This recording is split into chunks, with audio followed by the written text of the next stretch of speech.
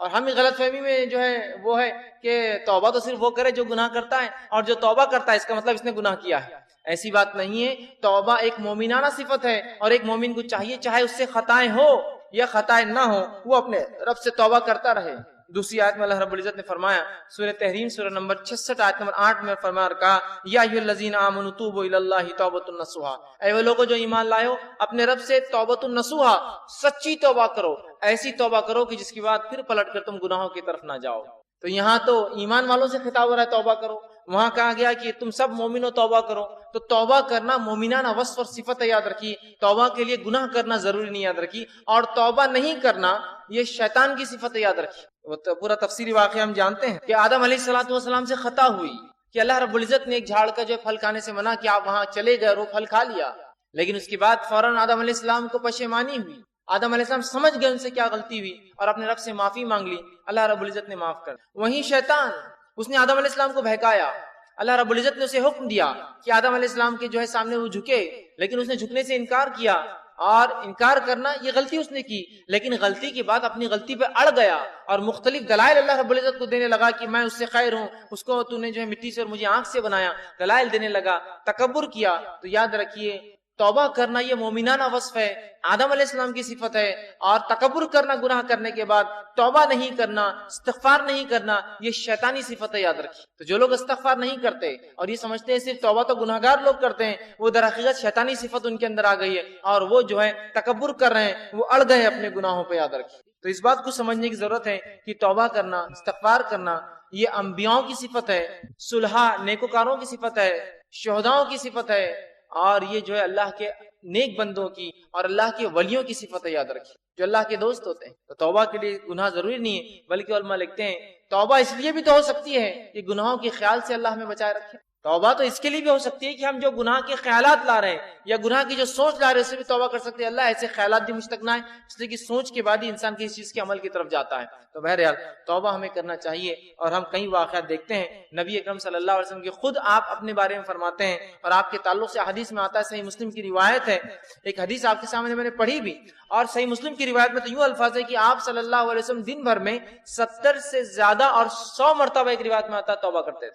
70 سے زیادہ اور 100 کے الفاظ بھی، ایک روایت میں 70 اور ایک میں 100 کے الفاظ ہیں کہ 70 سے زائد مرتبہ توبہ اور استغفار، 100 سے زائد مرتبہ آپ توبہ اور استغفار کرتے تھے۔ اب مجھے بتائیے نبی اکرم صلی اللہ علیہ وسلم کیا روز گناہ کرتے تھے جو آپ توبہ استغفار کرتے تھے؟ نعوذ باللہ۔ لیکن یہ تو مومنانہ صفت ہے، آپ امت مسلمہ کو تعلیم اور تربیت دے رہے ہیں کہ تم مجھے دیکھو میں نبی ہونے کے بعد توبہ کرتا ہوں، تو تمہارے لیے تو کتنا لازم ہے کہ تم توبہ اور استغفار کو کثرت اس کو لازم پکڑو۔ نبی اکرم صلی اللہ علیہ وسلم ہر بار نماز پڑھتے ہیں، نماز پڑھ کر مصلیوں کی طرف صحرا پھیرتے اور 3 بار، ایک بار اللہ اکبر کہتے بآواز بلند، اور 3 مرتبہ کہتے استغفر اللہ استغفر اللہ استغفر اللہ۔ تو اگر یہ 3 مرتبہ کو ملا لے تو 5 نمازوں کا 15 مرتبہ تو یہی ہو جاتا۔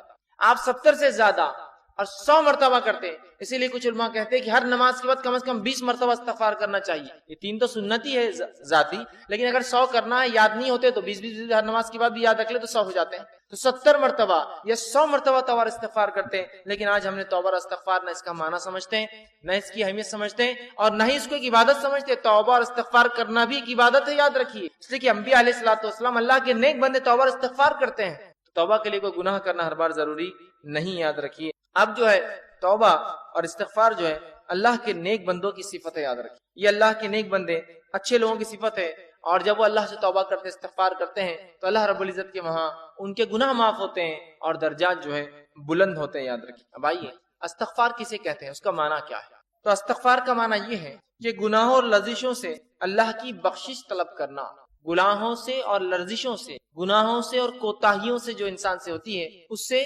اللہ سے جو معافی مانگنا، اس سے استغفار کہتے ہیں۔ جیسا مجھ سے کوئی گناہ ہو گیا اور میں کہوں اللہ تو مجھے معاف کر دے اس گناہ کے لیے، یہ ہوا استغفار۔ مجھ سے کوئی لرزش ہو گئی، میں اللہ سے دعا کرتا ہوں اللہ مجھے جو ہے فلاں لرزش کے لیے معاف کر دے، یہ ہوا استغفار۔ اور توبہ کا معنی ہوتا ہے عربی زبان میں رجوع کرنا، پلٹنا، واپس آنا۔ جیسا کوئی انسان کسی طرف نکل جائے اور پھر لوٹے، اس کو کہتے توبہ۔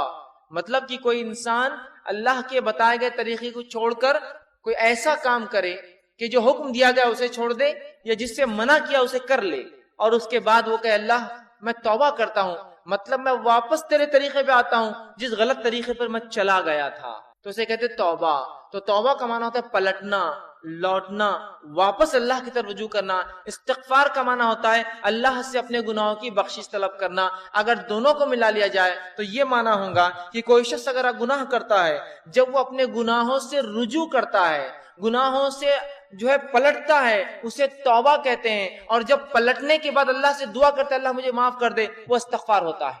جب انسان گناہوں سے پلٹتا ہے اور رب سے دعا کرتا ہے معافی کی، تو پلٹنا توبہ ہے اور دعا کرنا معافی کی استغفار ہے. یا دوسرے الفاظ میں جب انسان استغفار کرتا ہے، اللہ سے اپنے گناہوں کی بخشش طلب کرتا ہے اور واپس پلٹتا ہے، مطلب وہ گناہ کو چھوڑ دیتا ہے، تو یہ ہوتا ہے استغفار اور یہ ہوتا ہے توبہ. تو دونوں کا بہت گہرا تعلق ہے، یاد رکھیے، توبہ اور استغفار. اس لیے کہ جب انسان توبہ کرتا ہے، رب کی طرف پلٹتا ہے، تو اس کے لیے طریقہ استغفار کا اختیار کرتا ہے، معافی مانگتا ہے. اور جب معافی مانگتا ہے تو گناہ کو چھوڑ کر واپس لوٹ آتا ہے اپنے رب کے راستے کی طرف، رجوع کر لیتا ہے. تو توبہ اور استغفار یہ ہے کہ گناہ کرنے کے بعد واپس پلٹنا اور واپس پلٹ کے اپنے گناہوں کی معافی مانگنا. پلٹنا واپس توبہ اور معافی مانگنا ہے استغفار.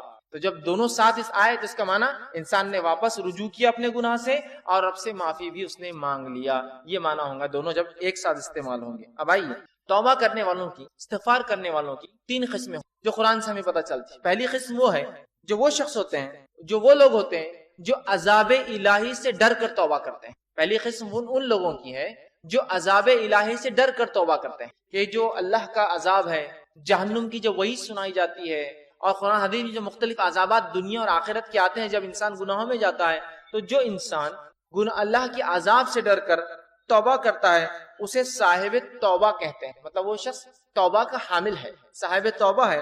اور یہ مومنوں کی صفت ہے. یاد رکھیں، توبہ کرنا کس کی صفت ہے؟ مومنوں کی صفت. توبہ کرنا گنہگاروں کی صفت نہیں ہے. گناہگار تو گناہ پہ اڑ جاتا ہے، اس کو اسی لیے تو گناہگار کہا جاتا ہے. مومن گناہوں پہ اڑتا نہیں، توبہ کرتا ہے، اس لیے تو مومن کہلاتا ہے. تو توبہ مومنوں کی صفت ہے، یاد رکھیے. اور پہلا وہ شخص ہے، توبہ کی جو پہلی قسم ہے کہ انسان اللہ سے توبہ کرے گناہوں اور عذاب کے ڈر سے کہ اللہ عذاب دینے والا ہے. اور یہ مومنانہ صفت ہے. اس کے تعلق سے سورہ نور اللہ نے فرمایا اور کہا وَتُوبُوا إِلَى اللَّهِ جَمِيعًا أَيُّهَا الْمُؤْمِنُونَ، اے مومنوں تم سب کے سب اللہ سے توبہ کرو. تو یہاں پتہ چلا توبہ کس کی صفت ہے؟ مومنوں کی صفت، کہ جو اللہ کے عذاب سے ڈر کر توبہ کرتے ہیں. دوسری صفت ہے توبہ کی، دوسرے لوگ وہ ہے جو توبہ کرتے ہیں. توبہ کی دوسری قسم وہ لوگ ہیں جو ثواب اور لالچ کے لیے توبہ کرتے ہیں، کہ توبہ کرنے سے ثواب ملیں گا، ہے نا، اور وہ ثواب کی لالچ اور حرص میں توبہ کرتے ہیں. اور یہ صفت صالحین اور اللہ کے جو ولی ہوتے ہیں، نیک صفت لوگ ہوتے ہیں، ان کی صفت. یہ توبہ گناہ کی بنیاد پر، یہ اللہ کے عذاب سے ڈر کر نہیں کرتے ہیں. یہ توبہ اس لیے کرتے ہیں کہ ان کو لالچ ہوتی ہے کہ توبہ کرنے کی وجہ سے اللہ ہمارے درجات کو بلند کریں گا، اللہ اس کا اجر دیں گا نا، چونکہ انسان توبہ کر رہا ہے کنٹینیو، تو وہ لالچ میں توبہ کرتے ہیں. اور یہ صفت جو ہوتی ہے یہ اللہ کے مقرب بندوں کی، صالحین کی اور اللہ کے ولی صفت لوگوں کی ہوتی ہے. اور اللہ رب العزت نے سورہ قاف سورہ نمبر 50 کی آیت نمبر 33 سے فرمایا اور کہا وَجَاءَ بِقَلْبٍ مُنِيبٍ.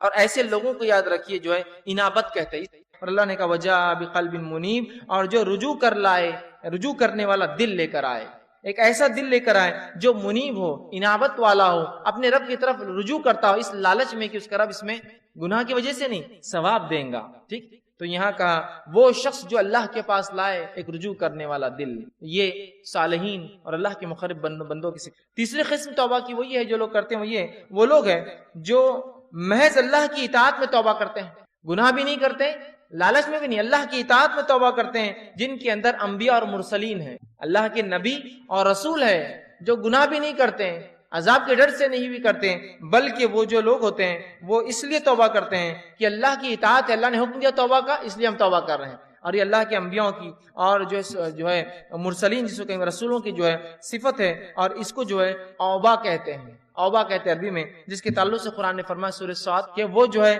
نہ گناہ کرتے ہیں نہ ثواب کی لالچ، بس اللہ کی اطاعت میں، کہ اللہ نے حکم دیا توبہ استغفار کا، وہ کثرت سے توبہ استغفار کرتے تھے. جیسے خود نبی اکرم صلی اللہ علیہ وسلم کی صفت میں نے آپ کے سامنے رکھی، آپ 70 سے زائد یا 100 مرتبہ تک ہر روز جو ہے توبہ کرتے تھے. اب آئیے توبہ اور استغفار جو ہے ہم کوشش کریں کہ جو ہے ہم اپنے اوپر جو ہے لازم کر لے، یاد رکھیں. اور توبہ اور استغفار جو ہے 2 شکلوں کے اندر ہم پر لازم آتا ہے، واجب آتا ہے.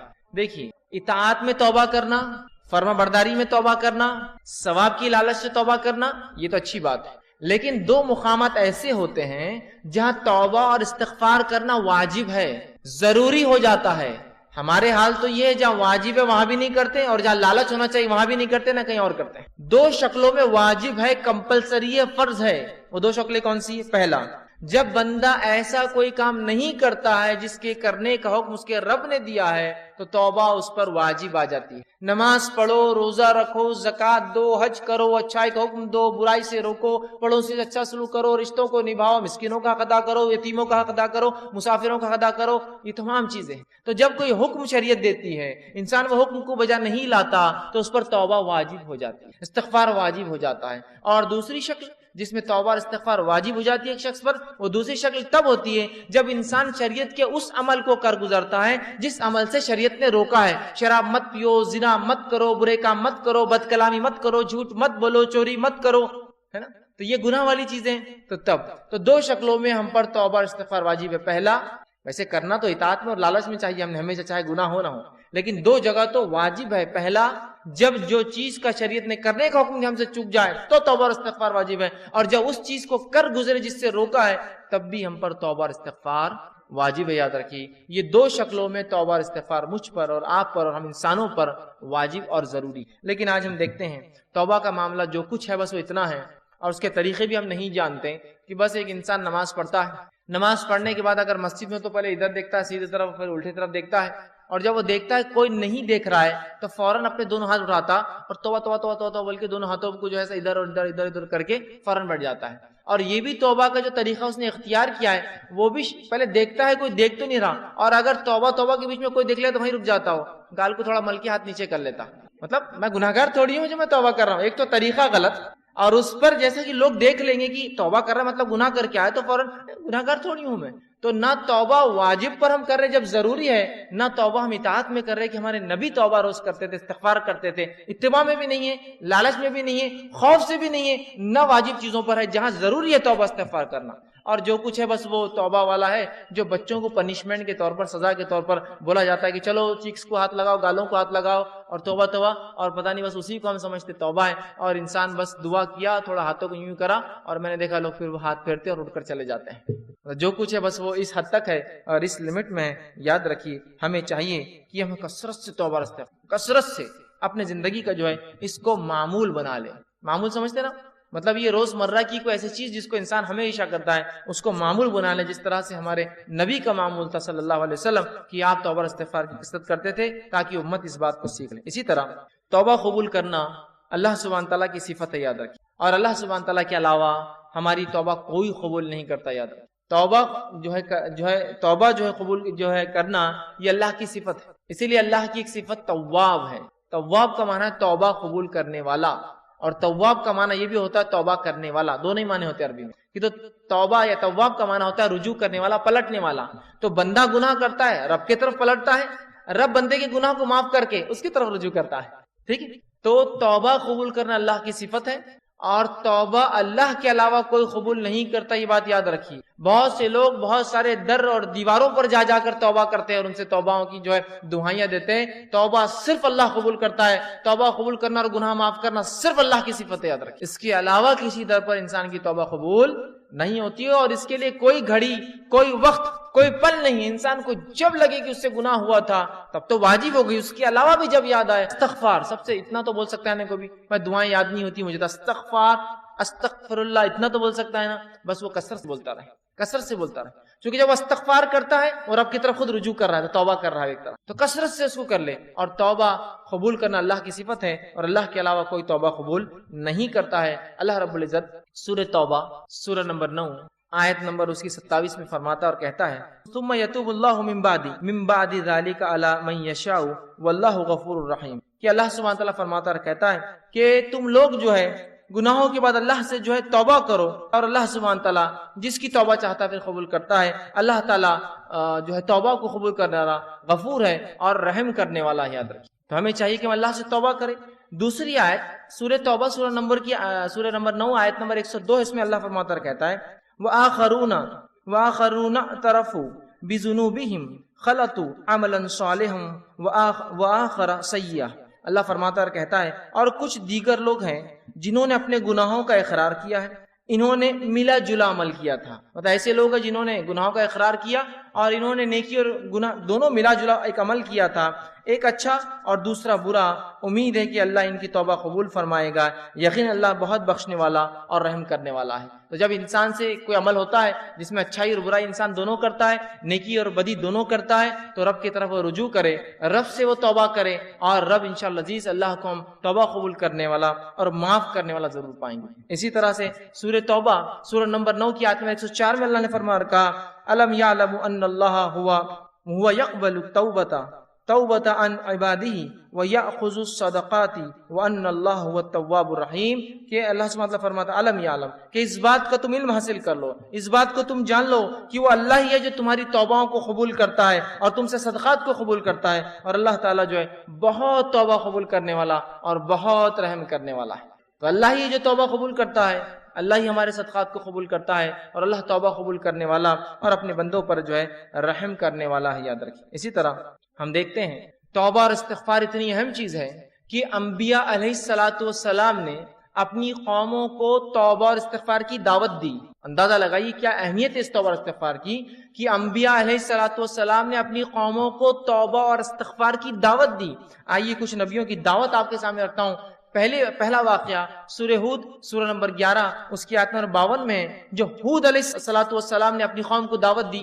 کس چیز کی دعوت دی؟ توبہ اور استغفار کی. اللہ رب العزت نے فرمایا اور کہا وَيَا قَوْمِ، اور ہود علیہ السلام نے اپنی قوم سے کہا وَيَا قَوْمِ اسْتَغْفِرُوا رَبَّكُمْ ثُمَّ تُوبُوا إِلَيْهِ، کہ ہود علیہ السلام نے اپنی قوم کو اے میری قوم اللہ سے استغفار کرو، اپنے گناہوں سے جو ہے معافی مانگو، اپنے گناہوں کے لیے رب سے بخشش کرو، ربکم ثم توبوا الیہ، اور اس کی طرف رجوع کرو، یرسل السماء علیکم مدرارا. تو اگر تم ایسا کرو گے کہ گناہوں سے معافی مانگو گے، بخشش طلب کرو گے، رجوع کرو گے، تو تم دیکھو گے کہ اس بخشش کے تحت، اس بخشش طلب کی وجہ سے اور رجوع کرنے کی وجہ سے اللہ سبحانہ تعالیٰ تمہارے لیے آسمان سے موسلا دھار بارش برسائیں گا جو نفع بخش ہوتی ہے. پھر فرمایا مدرارا وَيَزِدْكُمْ قُوَّةً إِلَىٰ قُوَّتِكُمْ وَلَا تَتَوَلَّوْا مُجْرِمِينَ، اور تمہیں قوت پر قوت عطا کریں گا، اور یقیناً خبردار توبہ کو انکار کر کے، استغفار کا انکار کر کے، اپنے گناہوں سے بخشش طلب نہ کر کے مجرموں میں شامل نہ ہو جانا. تو یہاں ہود علیہ الصلوۃ والسلام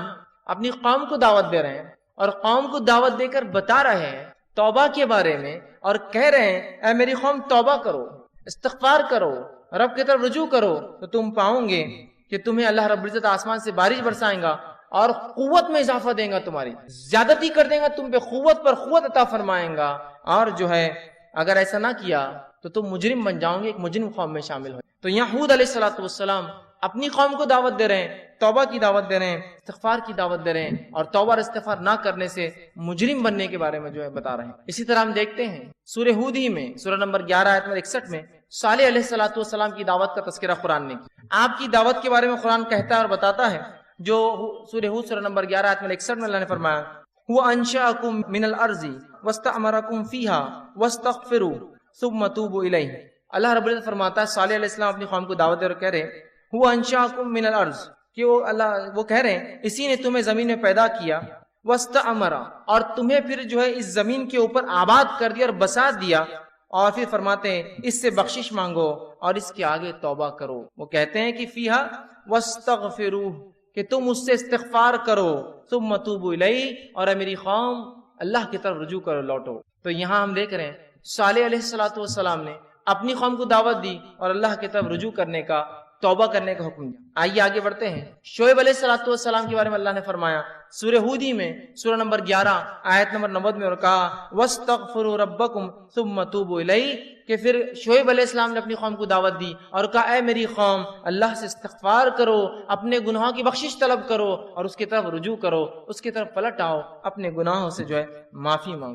اب انبیاء علیہ الصلوۃ والسلام نے نہ صرف قوموں کو توبہ اور استغفار کی دعوت دی، بلکہ انبیاء علیہ الصلوۃ والسلام نے خود بھی اللہ سے توبہ کی جب ان سے چھوٹی موٹی خطائیں اور لرزشیں ہو جاتی. نہ صرف دعوت دی بلکہ خود بھی جب چھوٹی موٹی لرزشیں اور خطائیں ہو جاتی تو انہوں نے بھی اللہ سے توبہ کیا، جس کے تعلق سے مشہور واقعہ ہے آدم علیہ السلام کا، جس کے تعلق سے سورہ بقرہ سورہ نمبر 2 آیت نمبر 37 میں اللہ رب العزت فرمایا اور کہا فَتَلَقَّى آدَمُ مِن رَبِّهِ كَلِمَاتٍ فَتَابَ عَلَيْهِ، تو آدم علیہ السلام کو جب وہ خطا ہوئی کہ جو انہوں نے وہ پھل کھا لیا جس سے منع کیا گیا تھا، تو اللہ نے کہا پھر ہم نے آدم کو کلمات سکھائے اور وہ آدم نے کلمات ادا کیے تاکہ جو ہے فتاب علیہ، اور پھر ہم نے ہمارے طرف آدم نے رجوع کیا اور ہم نے آدم علیہ السلام کو معاف کیا۔ تو آدم علیہ السلام نے خطا کی، اللہ سے معافی مانگی، تو انبیاء نے نہ صرف دعوت دی استغفار کی بلکہ ان سے بھی اگر چھوٹی موٹی لرزشیں ہو جائے تو فوراً جو اللہ رب العزت سے انہوں نے رجوع کیا،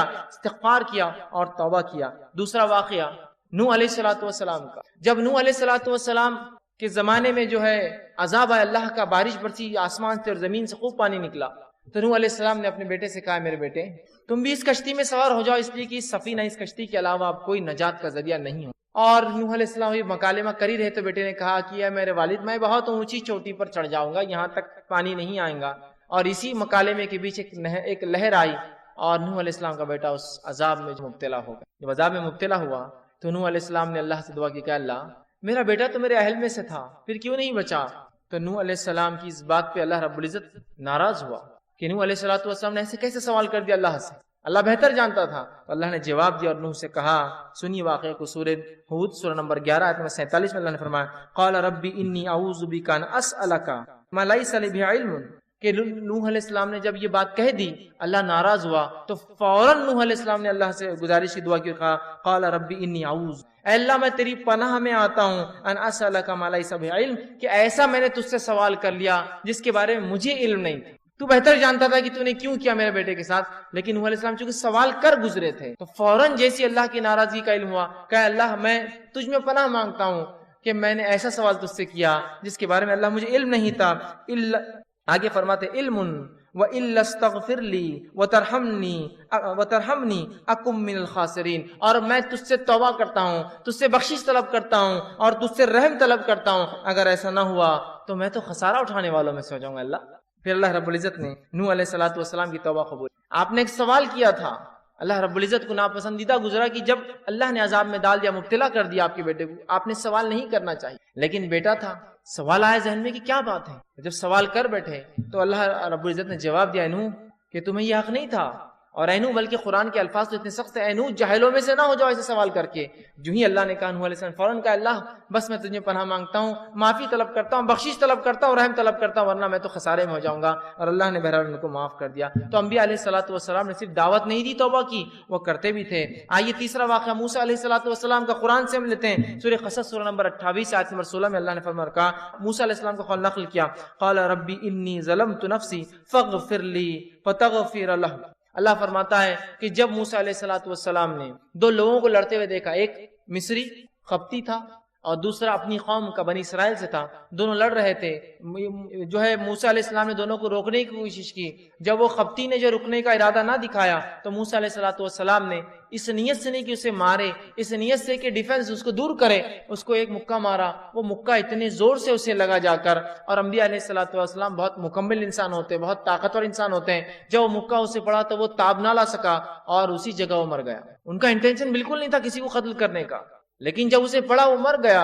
اور جو کچھ واقعہ جو ہی آپ سے یہ خطا ہوئی فوراً رب سے جو ہے موسیٰ علیہ السلام توبہ کی اور کہا قال ربی انی ظلمت نفسی، اے اللہ یہ تو میں بچانا چاہ رہا تھا لیکن میرے ہاتھ سے یہ قتل ہو گیا، میں نے اپنی نفس سے ظلم کر لیا کہ انسان کو مجھ سے خطا ہوگی کہ میں نے اسے میرے ہاتھ سے مر گیا، نفسی فاغفر لی، تو اللہ مجھے معاف کر، میری بخشش کر، دیکھیے فاغفر لی، میری بخشش کر تو، اور اللہ نے فرمایا فغفر لہ، تو ہم نے اسے معاف کر دیا، اس لیے کہ اس نے تو اس سے ایک بات یہ بھی پتہ چلتی ہے اگر آپ ان انٹینشنل بھی کوئی کام کرے جو غلط ہو جائے، کسی کو نقصان پہنچ جائے، اس کے لیے بھی اللہ سے توبہ کرنا ان انٹینشنلی۔ آپ کا مقصد نہیں تھا، کسی کو آپ ہٹا رہے تھے، بھائی صاحب تم ہٹ جائیے، وہ گر گیا، ضرور اللہ سے معافی مانگی، اللہ میرا ارادہ نہیں تھا لیکن پھر وہ گر گیا، سمجھ رہے آپ، ان انٹینشنل تھا۔ موسیٰ علیہ السلام تو صرف ڈیفنس بچا رہے تھے، الگ کر رہے تھے دو لوگوں کو، اور اس میں روکنا چاہتے تھے صرف روکنے میں، لیکن اس انسان کو اتنا بھاری پڑا وہ مکہ کی عمر، تو فوراً توبہ کی اور اللہ نے ان کی توبہ کو قبول کیا۔ تو ہم دیکھ رہے ہیں جو ہے انبیاء علیہ السلام نہ صرف توبہ کی دعوت دیتے بلکہ توبہ کیا بھی۔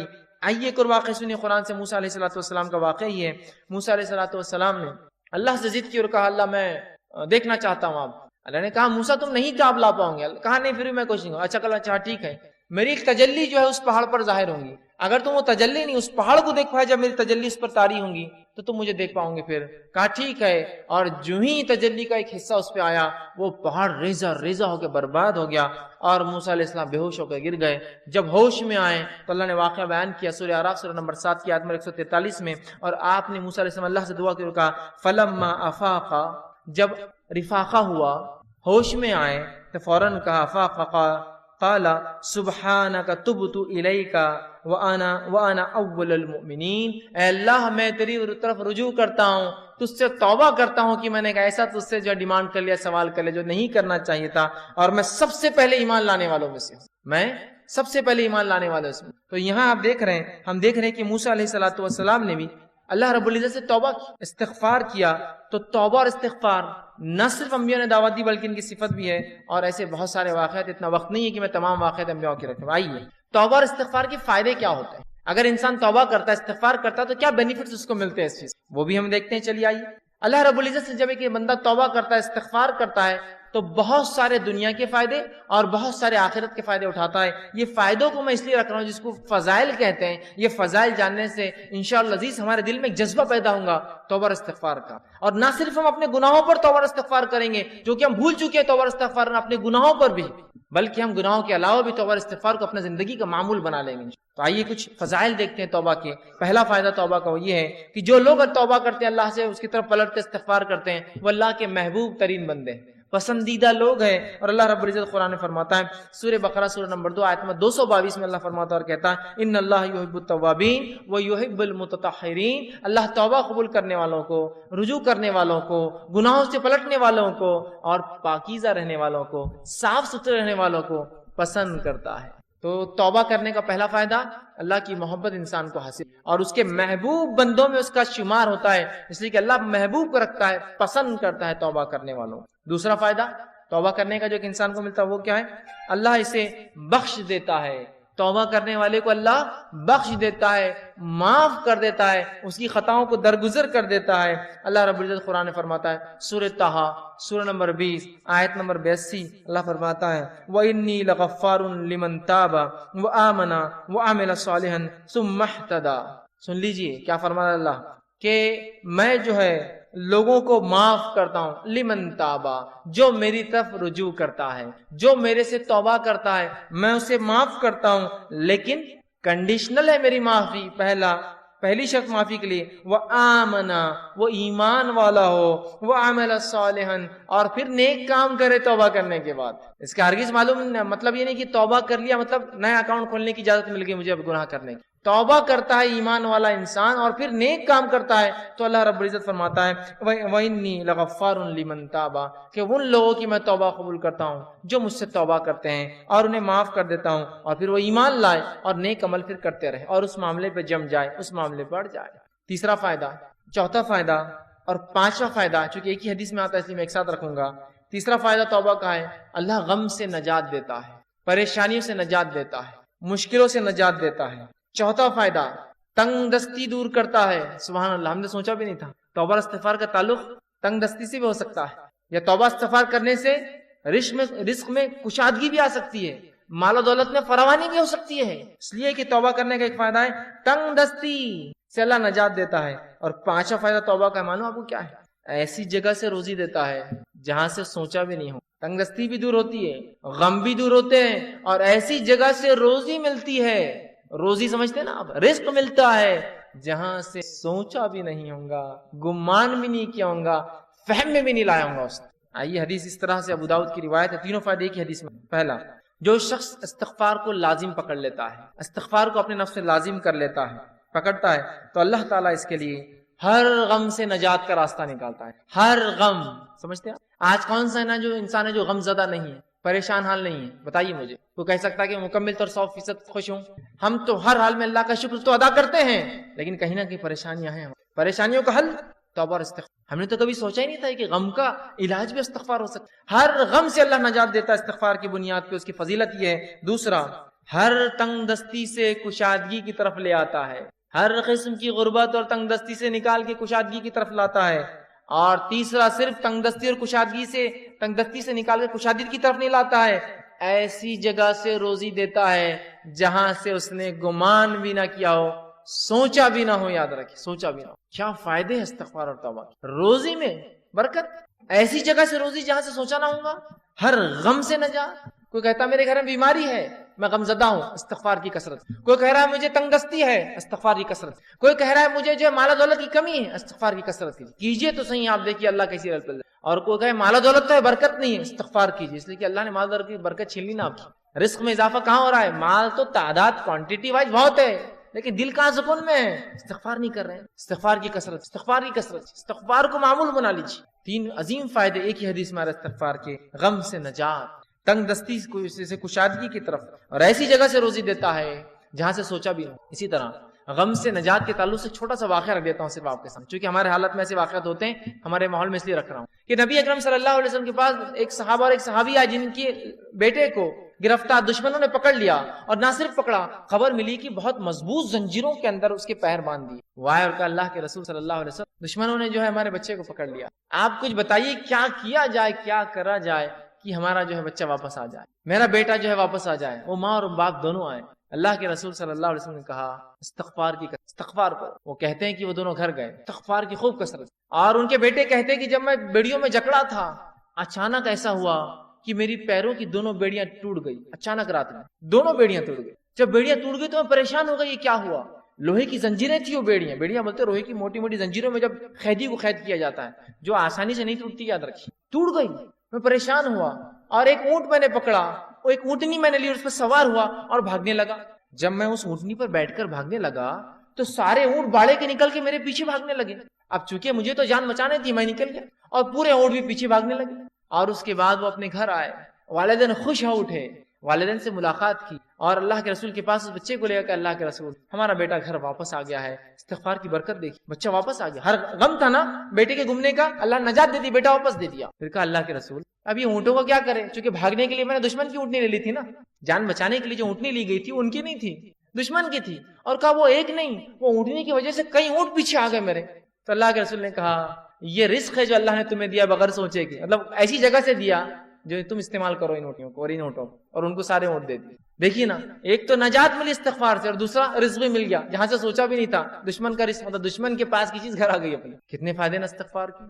آئیے استغفار کے اور فائدے سے. 6واں 7واں 8واں 9واں فائدہ ایک ہی آیت کے اندر آتا ہے, اس لیے 4 فائدے رکھ رہا ہوں. 6واں فائدہ, بہترین اللہ موسلا دار بارش برساتا ہے استغفار کی کثرت سے. اسی طرح مال میں اضافہ کرتا ہے اللہ جو ہے استغفار کی کثرت سے اور توبہ کی کثرت سے. اولاد میں ترقی دیتا ہے اللہ استغفار اور توبہ کی کثرت سے, اور باغات اور نہریں نکال دیتا ہے, رزق ذریعہ بنا دیتا ہے استغفار کی کثرت سے. اللہ رب العزت نے سورہ نوح سورہ نمبر 71 آیت نمبر 10 11 اور 12 میں فرمایا, کہا نوح علیہ السلام نے اپنی قوم کو دعوت دی, اور دعوت دیتے وقت وہ انہیں کیا کہہ رہے سنیے. وہ کہتے ہیں قلت استغفروا ربکم انہ کان غفارا, اے میری قوم اپنے رب سے استغفار کرو اپنے گناہوں کے لیے, تم شرک جیسی برے جرم میں جو ہے پھنسے ہوئے ہو, اپنے رب سے معافی مانگو جو ہے انہ کان غفارا, تمہارا رب ہمارا رب ضرور ہمیں معاف کرے گا اس گناہ کے لیے بھی اور تمام چیزوں کے لیے. یرسل السماء علیکم مدرا, اور جب تم توبہ کرو گے تو آسمان سے موسلا دھار بارش برسائیں گا جو نفع بخش ہوتی ہے, نقصان نہیں ہوتی. یرسل السماء علیکم مدرارا, کس وجہ سے؟ ایمان لانے کے بعد اگر استغفار کرو گے تو آسمان سے بہترین موسلا دھار بارش برسائیں گا. پھر فرمایا وَيُمْدِدْكُمْ بِأَمْوَالٍ وَبَنِينَ, اور تمہیں مال میں, دیکھیے مال کا سیدھا لفظ ہے, رزق کا لفظ ہے, رزق میں مال اولاد سب آتا ہے.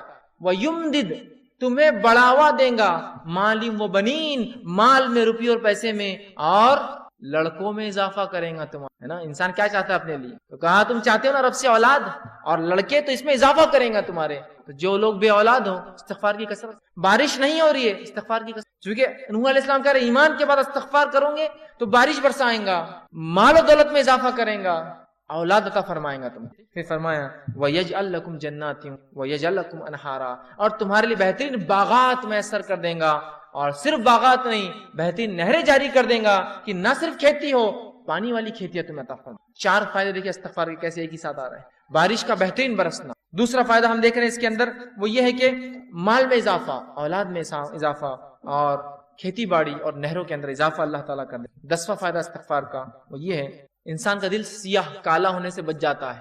نبی اکرم صلی اللہ علیہ وسلم فرماتے ہیں, مستدرک حاکم کی روایت آپ نے فرمایا, بندہ جب گناہ کرتا ہے تو اس کے دل پر ایک کالا سیاہ داغ پڑ جاتا ہے, ایک سپاٹ آ جاتا ہے. اگر وہ استغفار کر لیتا ہے تو اسپاٹ مٹا دیا جاتا ہے، وائپ آؤٹ کر دیا جاتا ہے، صاف کر دیا جاتا ہے. لیکن اگر وہ توبہ اور استغفار نہیں کرتا تو داغ بڑھتا جاتا ہے، بڑھتا جاتا ہے، بڑھتا جاتا ہے، حتیٰ کہ اس کا پورا دل کالا ہو جاتا ہے.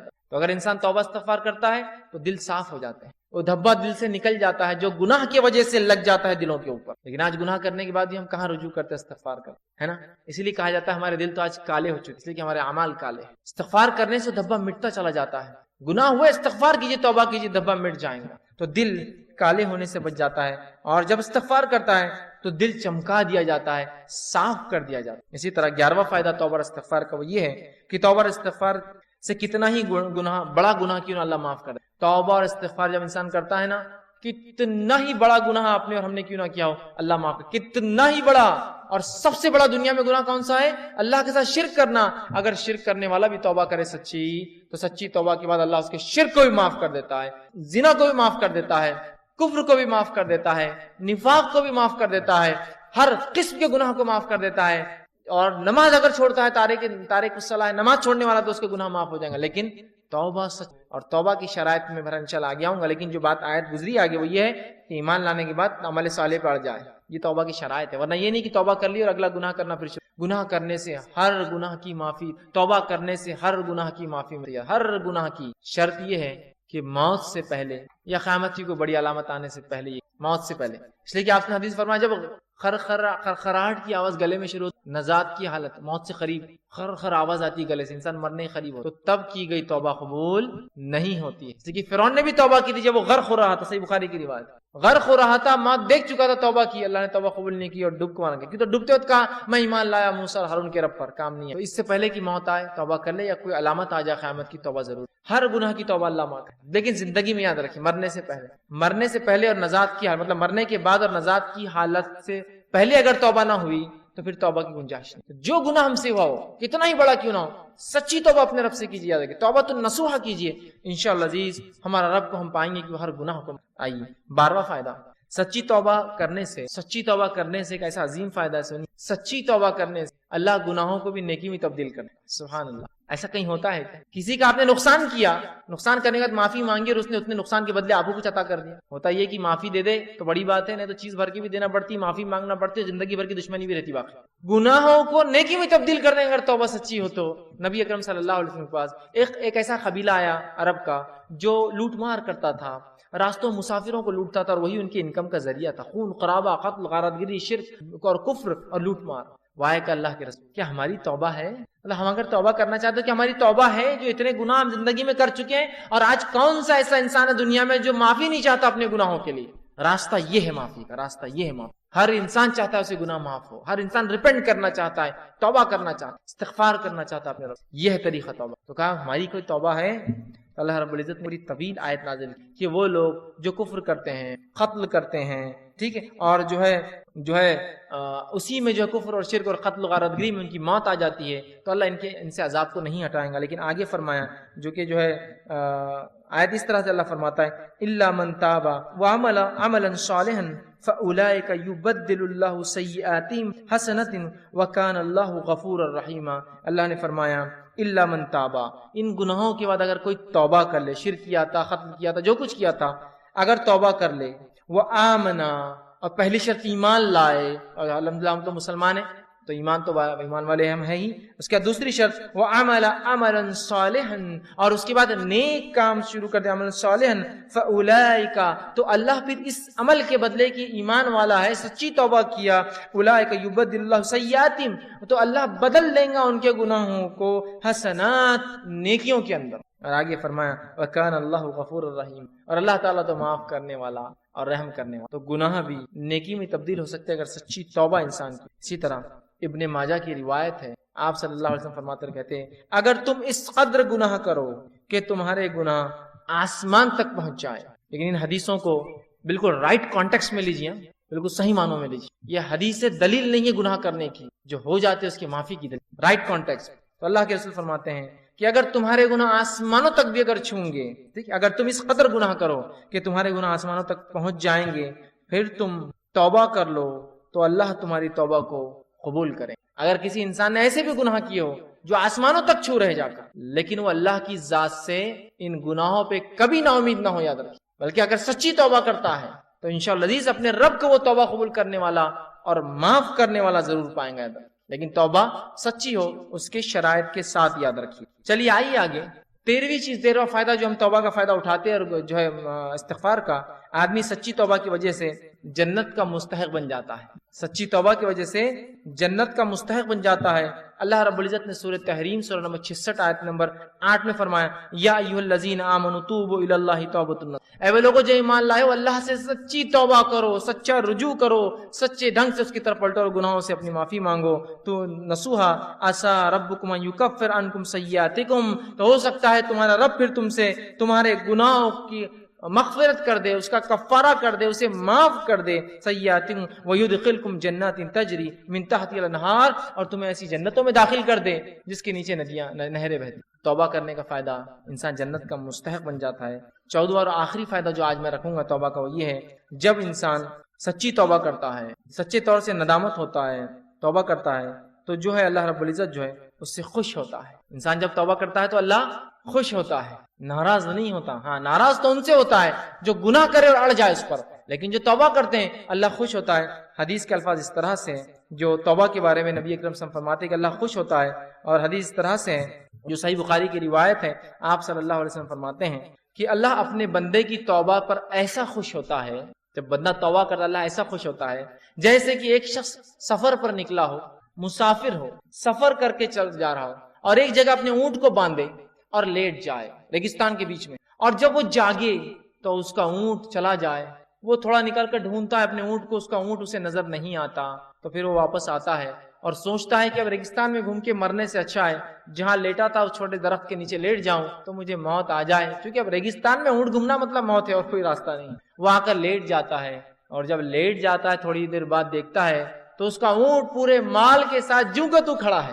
ایک تو ریگستان، اس پر اکیلا مسافر، اور اس پر اونٹ کا واپس آنا، یہ بہت تعجب کی بات ہے. جو لوگ عرب ہیں وہ جانتے ہیں، جو لوگ اونٹ پالتے ہیں وہ جانتے ہیں اونٹ کبھی زندگی میں پالتو نہیں ہوتا. اس لیے حدیث میں آپ نے فرمایا قرآن جو شخص حفظ کرتا ہے اسے پکڑ کر رکھے، اس لیے کہ قرآن کا حفظ ایسے ذہن سے نکلتا ہے جیسے اونٹ مالک سے نکل کر بھاگ جاتا ہے. ایک اونٹ کو آپ 100 سال پالیے، 100 سال بعد رسی ایک بار کھلی چھوڑیے، ایسے بھاگے گا کہ کبھی واپس لوٹ کر، لیکن اس کا اونٹ واپس مال کے ساتھ آ جاتا ہے. اس لیے بڑی خوشی کی بات کر، اور وہ خوشی سے جم اٹھتا ہے اور کہتا ہے خوشی میں، اے اللہ میں تیرا رب اور تو میرا بندہ. خوشی میں، کیونکہ اس کو سمجھتا نہیں کیا بولوں اس خوشی کے اندر، تو کہتا ہے اللہ میں تیرا رب اور تو میرا بندہ. اس آدمی سے بھی زیادہ اللہ خوش ہوتا ہے جب کوئی شخص توبہ کرتا ہے.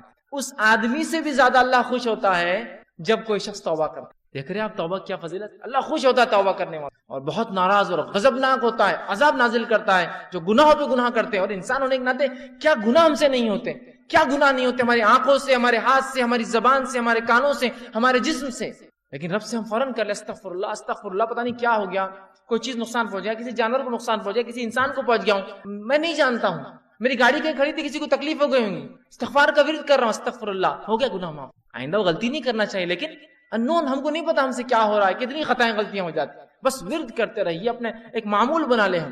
تو آپ صلی اللہ علیہ وسلم فرماتے ہیں اس سے زیادہ اللہ خوش ہوتا ہے اس آدمی سے جب کوئی انسان اپنے رب کی طرف رجوع کرتا ہے اور توبہ کرتا ہے، پلٹتا ہے، گناہوں سے معافی مانگتا. ابن القیم رحمہ اللہ جو ہے کتاب ہے ان کی لکھی مدراج سالکین، اس کے اندر بہت اچھی بات نقل کرتے ہیں. انشاءاللہ اس کتاب کا میں پورا وہ پریفیس، وہ جملہ آپ کے سامنے نقل کرتا ہوں.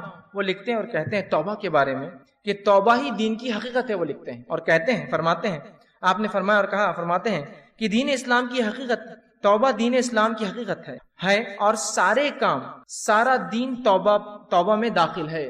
توبہ اتنی اہم چیز ہے کہ سارے کام اور سارا دین توبہ میں داخل ہے.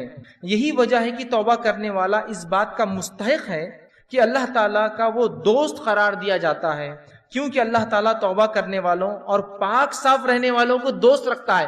کہ تو اللہ جس سے محبت کرتا ہے مطلب وہ اللہ کا دوست ہے نا. توبہ کرنے والوں سے اللہ محبت کرتا ہے مطلب اللہ کے دوست ہے. اس کا مطلب توبہ دین کا بہت اہم حصہ، بلکہ وہ کہتے ہیں بلکہ مکمل دین اسلام مکمل توبہ کے اندر ہے. پھر وہ آگے لکھتے ہیں اللہ تعالیٰ اپنے ان بندوں سے محبت رکھتا ہے جو اس کام کو بجا لائے جس کا اس نے حکم دیا ہے، اور اسے ترک کرے، ان کاموں کو چھوڑ دیں جس سے اس نے منع فرمایا ہے. تو گویا توبہ کا مفہوم یہ ہے کہ جن کاموں کو اللہ تعالیٰ نے ظاہری اور باطنی طور پر ناپسند فرمایا ہے، فرماتا ہے انسان ان سے رجوع کرے، توبہ کرے، کرتے ہوئے ایسے کاموں کو اختیار کرے جنہیں اللہ تعالیٰ ظاہری اور باطنی، مطلب اوپنلی اور کلوزلی، چھپا ہوا سیکرٹلی اس کو پسند کرتا ہے۔ فرماتا ہے اس اعتبار سے توبہ ایک جامع لفظ ہے اور اسلام، ایمان اور احسان اس مسمہ میں اس توبہ میں مکمل طور سے داخل ہے، اور یہ تمام مقامات کا احاطہ کیے ہوئے۔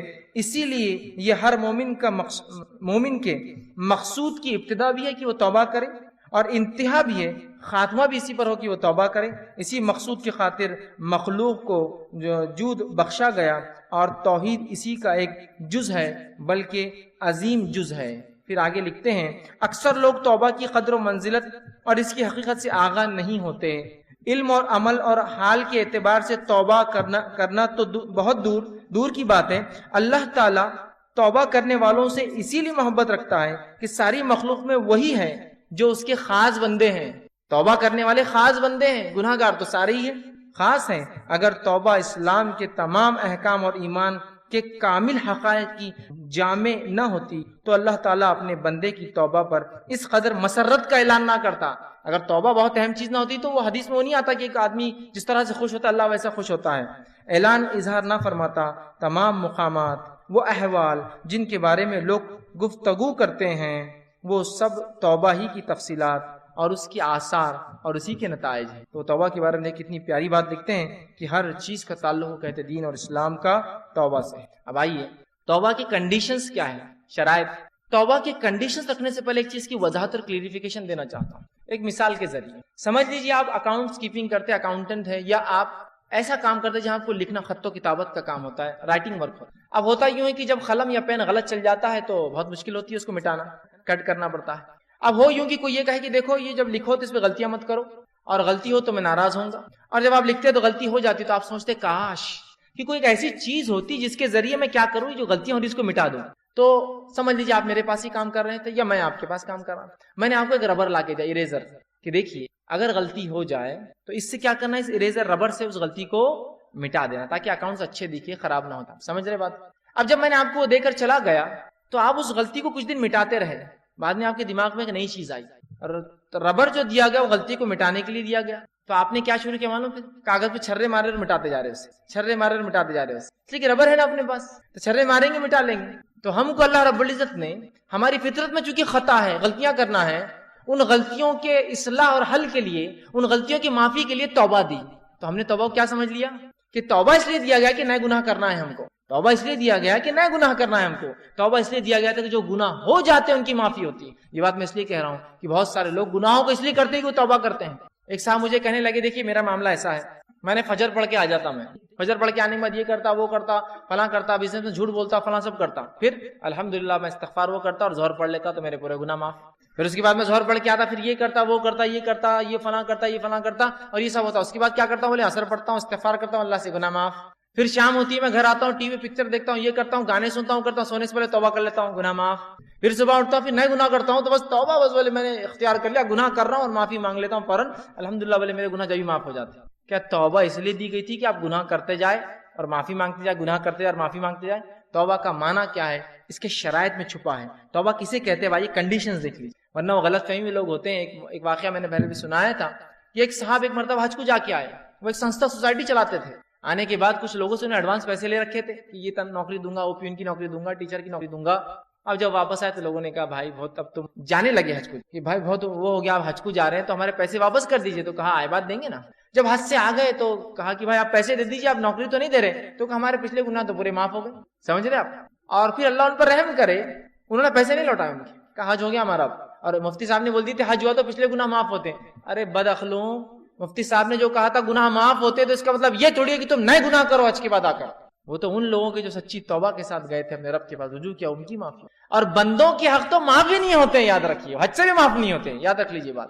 آپ صلی اللہ علیہ وسلم حدیث سے فرمائے کوئی شخص شہید ہو جائے، پھر زندہ کیا جائے، پھر شہید ہو جائے، پھر زندہ کیا جائے، پھر شہید ہو جائے، پھر زندہ کیا جائے، لیکن قرض باقی ہو تو مغفرت نہیں ہوتی۔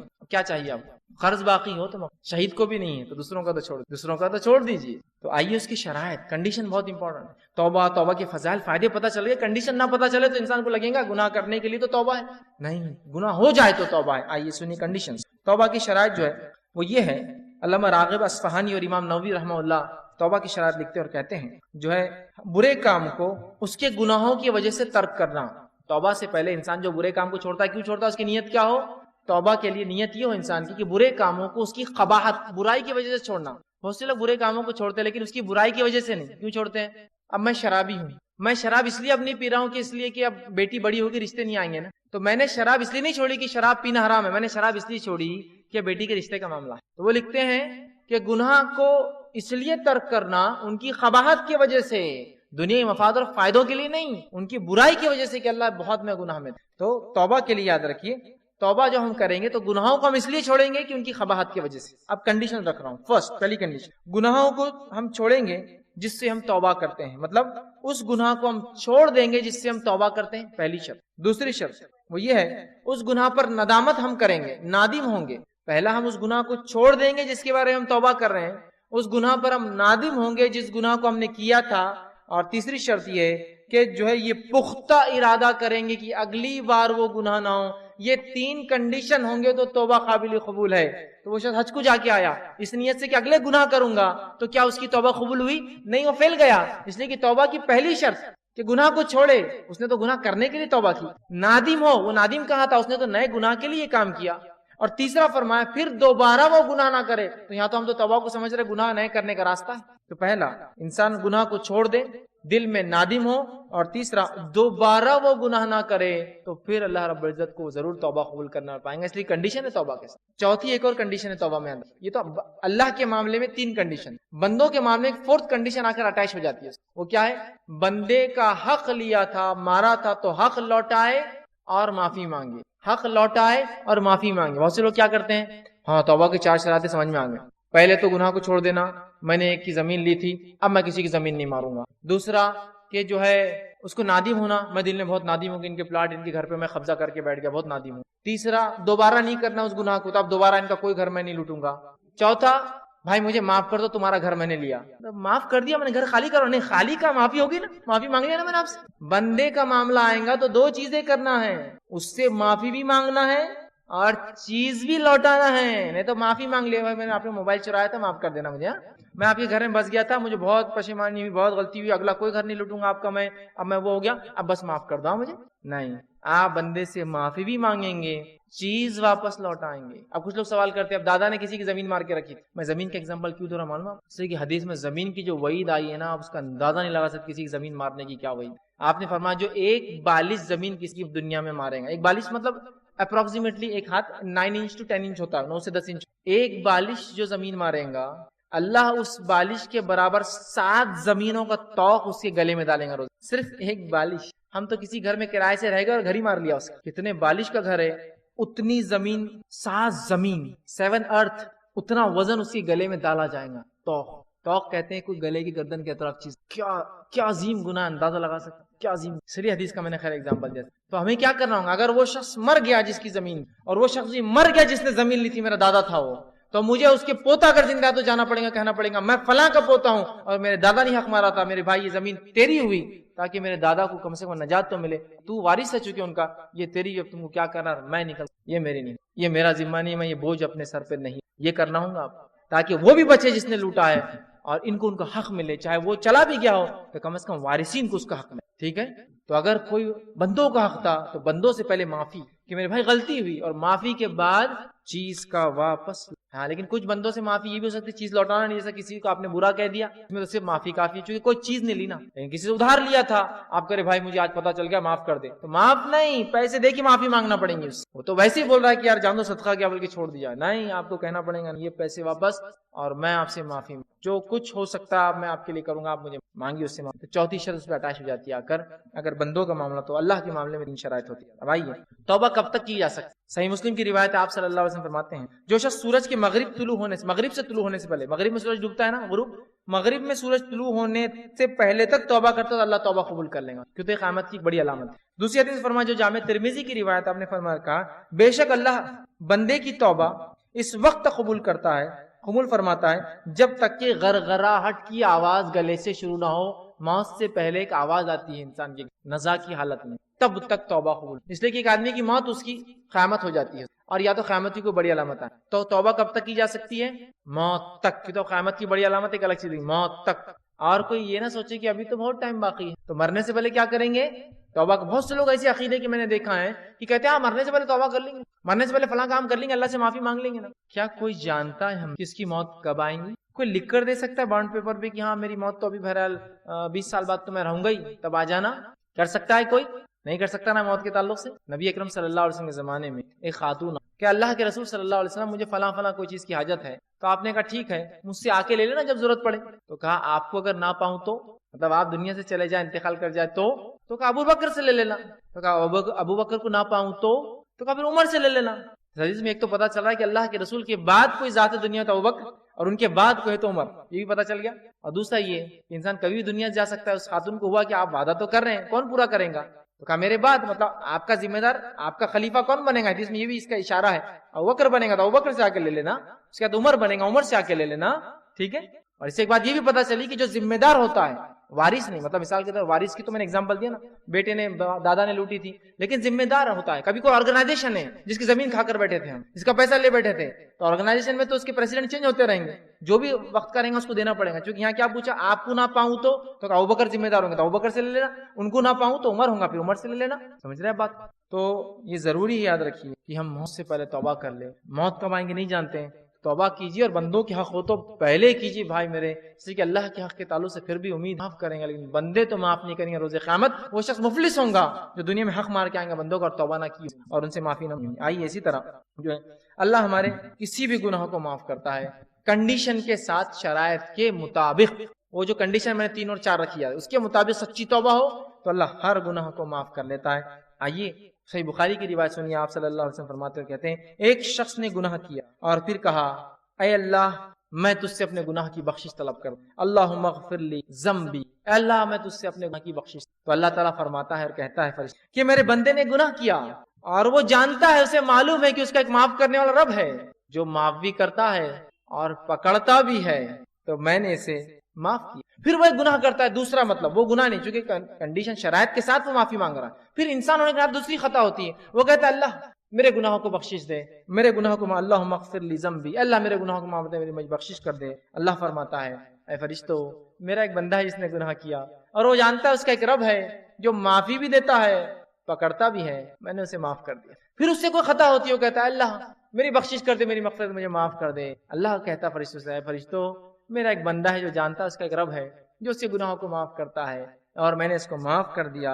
اور پھر کہتا ہے اللہ تعالیٰ فرماتا ہے اب تو جو چاہے کر، میں نے تجھے معاف کر، اس لیے کہ وہ بندہ یہ غلطی کر رہا ہے لیکن فوراً شرائط کے بنیاد پر ایسی توبہ کرا جو سچی ہے تو اللہ اس کے وہ گناہ کو معاف کر۔ پھر دوسری اس سے خطا ہو رہی ہے، کوئی دوسرے معاملے میں انسان ہے ہوتا ہی ہے، پھر وہ معافی مانگ رہا اپنے رب سے، اللہ پھر معاف کر رہا ہے۔ پھر اس سے تیسری خطا ہو رہی ہے، وہ پھر سچی توبہ کر رہا ہے اور وہ گناہ دوبارہ نہیں دہرا رہا ہے، اللہ معاف کر رہا ہے اور کہہ رہا ہے میرا بندہ مجھ سے معافی مانگتا ہے اور اسے پتا ہے اس کا ایک رب ہے جو اسے معاف کرتا ہے، جا میں نے تجھے معاف کر۔ سچی توبہ کا فائدہ ہے کہ اس سے گناہ ہوئے اور 3 بار اس نے سچی توبہ کی، رب نے اس کو معاف کہا جو چاہے کر۔ مطلب یہ کہ وہ ایک سچا بندہ ہے جو توبہ کرتا، لیکن یقیناً یہ گناہ کی دعوت نہیں، یہ استغفار کی دعوت ہے، یہ گناہوں سے رجوع کی دعوت ہے۔ یہ نہیں کہ گناہ کرو اور اللہ معاف کرے، کہ گناہ کرو اللہ معاف کرے جو عقیدہ رکھے تو یہ عقیدہ درست نہیں اسلامی۔ جو گناہ ہو جاتے اللہ اس کو معاف کر دے، چاہے کسی بھی قسم کا گناہ انسان سے ہو۔ آئیے صحیح مسلم کی ایک روایت سنیے، آپ فرماتے ہیں اللہ رات کو اپنا ہاتھ پھیلاتا ہے تاکہ دن میں برائی کرنے والا توبہ کر دے، اور اللہ سبحانہ تعالیٰ جو ہے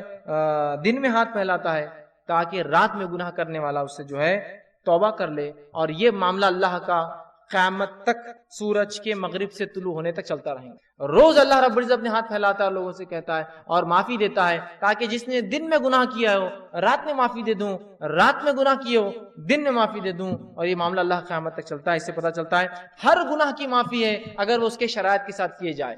زنا کیا ہو، شرک کیا ہو، بدعت کیا ہو، کفر کیا ہو، قتل کیا ہو، کسی قسم کا گناہ ہو بندوں کا ہو تو معافی اس میں انکلوڈ ہو جائیں گی، اللہ معاف کریں گا، بس توبہ سچی اور پھر انسان اس کو نہ دہرائے۔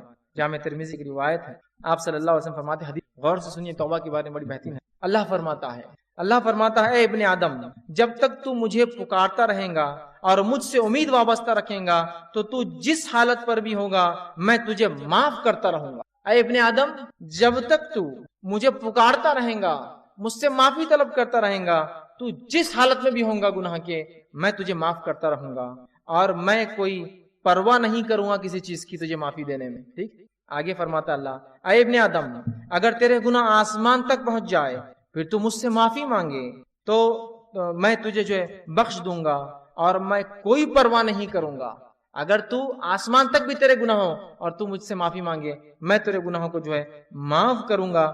آگے اللہ رب العزت فرماتا ہے تو مجھے معاف کر دوں گا۔ اے ابن آدم، اگر تو زمین بھر کے گناہوں کے ساتھ میرے پاس آئے گا اور اس حال میں ملیں گا کہ تو نے کبھی شرک نہ کیا ہو، تیری موت شرک پر نہ آئی ہو، تو میں تجھے اتنی ہی مغفرت کے ساتھ ملوں گا، اتنی ہی مغفرت کے ساتھ۔ اے ابن آدم، اگر تو میرے پاس آئیں گا زمین بھر کے گناہ لے کر، اور لیکن تو نے شرک نہ کیا ہوں گا، توحید پہ تیرا عقیدہ ہوں گا، لیکن تجھ سے گناہ ہوئے ہوں گے، تو میں بھی تجھے سچی توبہ کی ہوں گی تو میں بھی تجھے اتنی ہی زمین بھراور مغفرت کے ساتھ ملوں۔ کتنا ہمارا رب معاف کرنے والا، کتنا رحم کرنے والا۔ بس دو واقعات آخر رکھ، توبہ کے سچے واقعات، ہم بات کو اپنی ختم کریں گے کہ سچی توبہ کیا ہوتی ہے اور اس کے کیا فضیلت ہے۔ صحیح بخاری کا واقعہ ہے، ایک شخص تھا ہم سے پچھلی قوم میں، اس نے 99 قتل کیے تھے، 99 مرد۔ انسانی جان کا قتل بہت سنگین جرم ہے، یاد رکھیے بہت سنگین جرم ہے۔ سب سے قیمتی چیز دنیا کے اندر کوئی ہے تو انسانی خون ہے، اس لیے کہ روز قیامت عبادت میں جو سب سے پہلا سوال ہوں گا وہ نماز کا، اور بندوں کے حق میں جو سب سے پہلا سوال ہوں گا وہ خون کا ہونے والا۔ یاد رکھیے تمہاری وجہ سے کسی کا خون تو نہیں بہا یا قتل تو آپ صلی اللہ علیہ وسلم فرماتے ہیں 99 قتل، نادم ہوا، خواہش جاگی کہ کیا میری توبہ ہے۔ ایک شخص کے پاس گیا، اسے لیکن علم نہیں تھا، اس نے کہا کیا میری توبہ ہے، میں نے 99 مرڈرز کیے۔ اس نے کہا اے شخص کی توبہ نہیں ہے، تو نے تو راستہ بند کر لیا توبہ کا۔ تو اس شخص کا ارادہ 100 خون کا تھا، اس نے اسی شخص کو وہیں مار دیا اور کہا میں نے 100 کا ارادہ کیا تھا، 100 کمپلیٹ۔ لیکن پھر نادم ہوا اسے کیا گناہ ہوگا۔ پھر ایک ایسے شخص کے پاس گیا جو علم رکھتا تھا، کہا کیا میری توبہ ہے، اس نے کہا تیرے رب اور تیری توبہ اور تیرے رب کے بیچ میں کون آ سکتا ہے، تیری توبہ ہے، تو اللہ سے سچی توبہ کر، اور اس بستی جس میں تو رہتا وہاں گناہ ہوتے ہیں، اس بستی میں تیرے سے گناہ ہوتے ہیں، اس بستی کو چھوڑ کر نیکوکاروں کی بستی کی طرف نکل جا۔ اس شخص نے دل میں ندامت تو تھی، سچی توبہ کی اور آگے نہ کرنے کا پکا عزم کیا، توبۃ النصوحہ کیا، اور اس بستی کی طرف چل پڑا جس بستی کی طرف اس کو بتایا گیا تھا کہ وہاں اچھے لوگ رہتے۔ جب وہ راستے میں جا رہا تھا موت آ گئی اور وہ وہاں گر گیا۔ حدیث میں الفاظ ہے شر اور خیر دونوں فرشتے آ گئے، جنت اور جہنم، اور دونوں نے کہا کہ بھائی اس کو تو ہم لے جائیں گے، اس کو ہم لے جائیں گے۔ بات اللہ کے پاس پہنچائے گی اللہ، دونوں فرشتے ہم دونوں پہنچ گئے وہاں، کیا بات ہے، اس کا کیا معاملہ ہے۔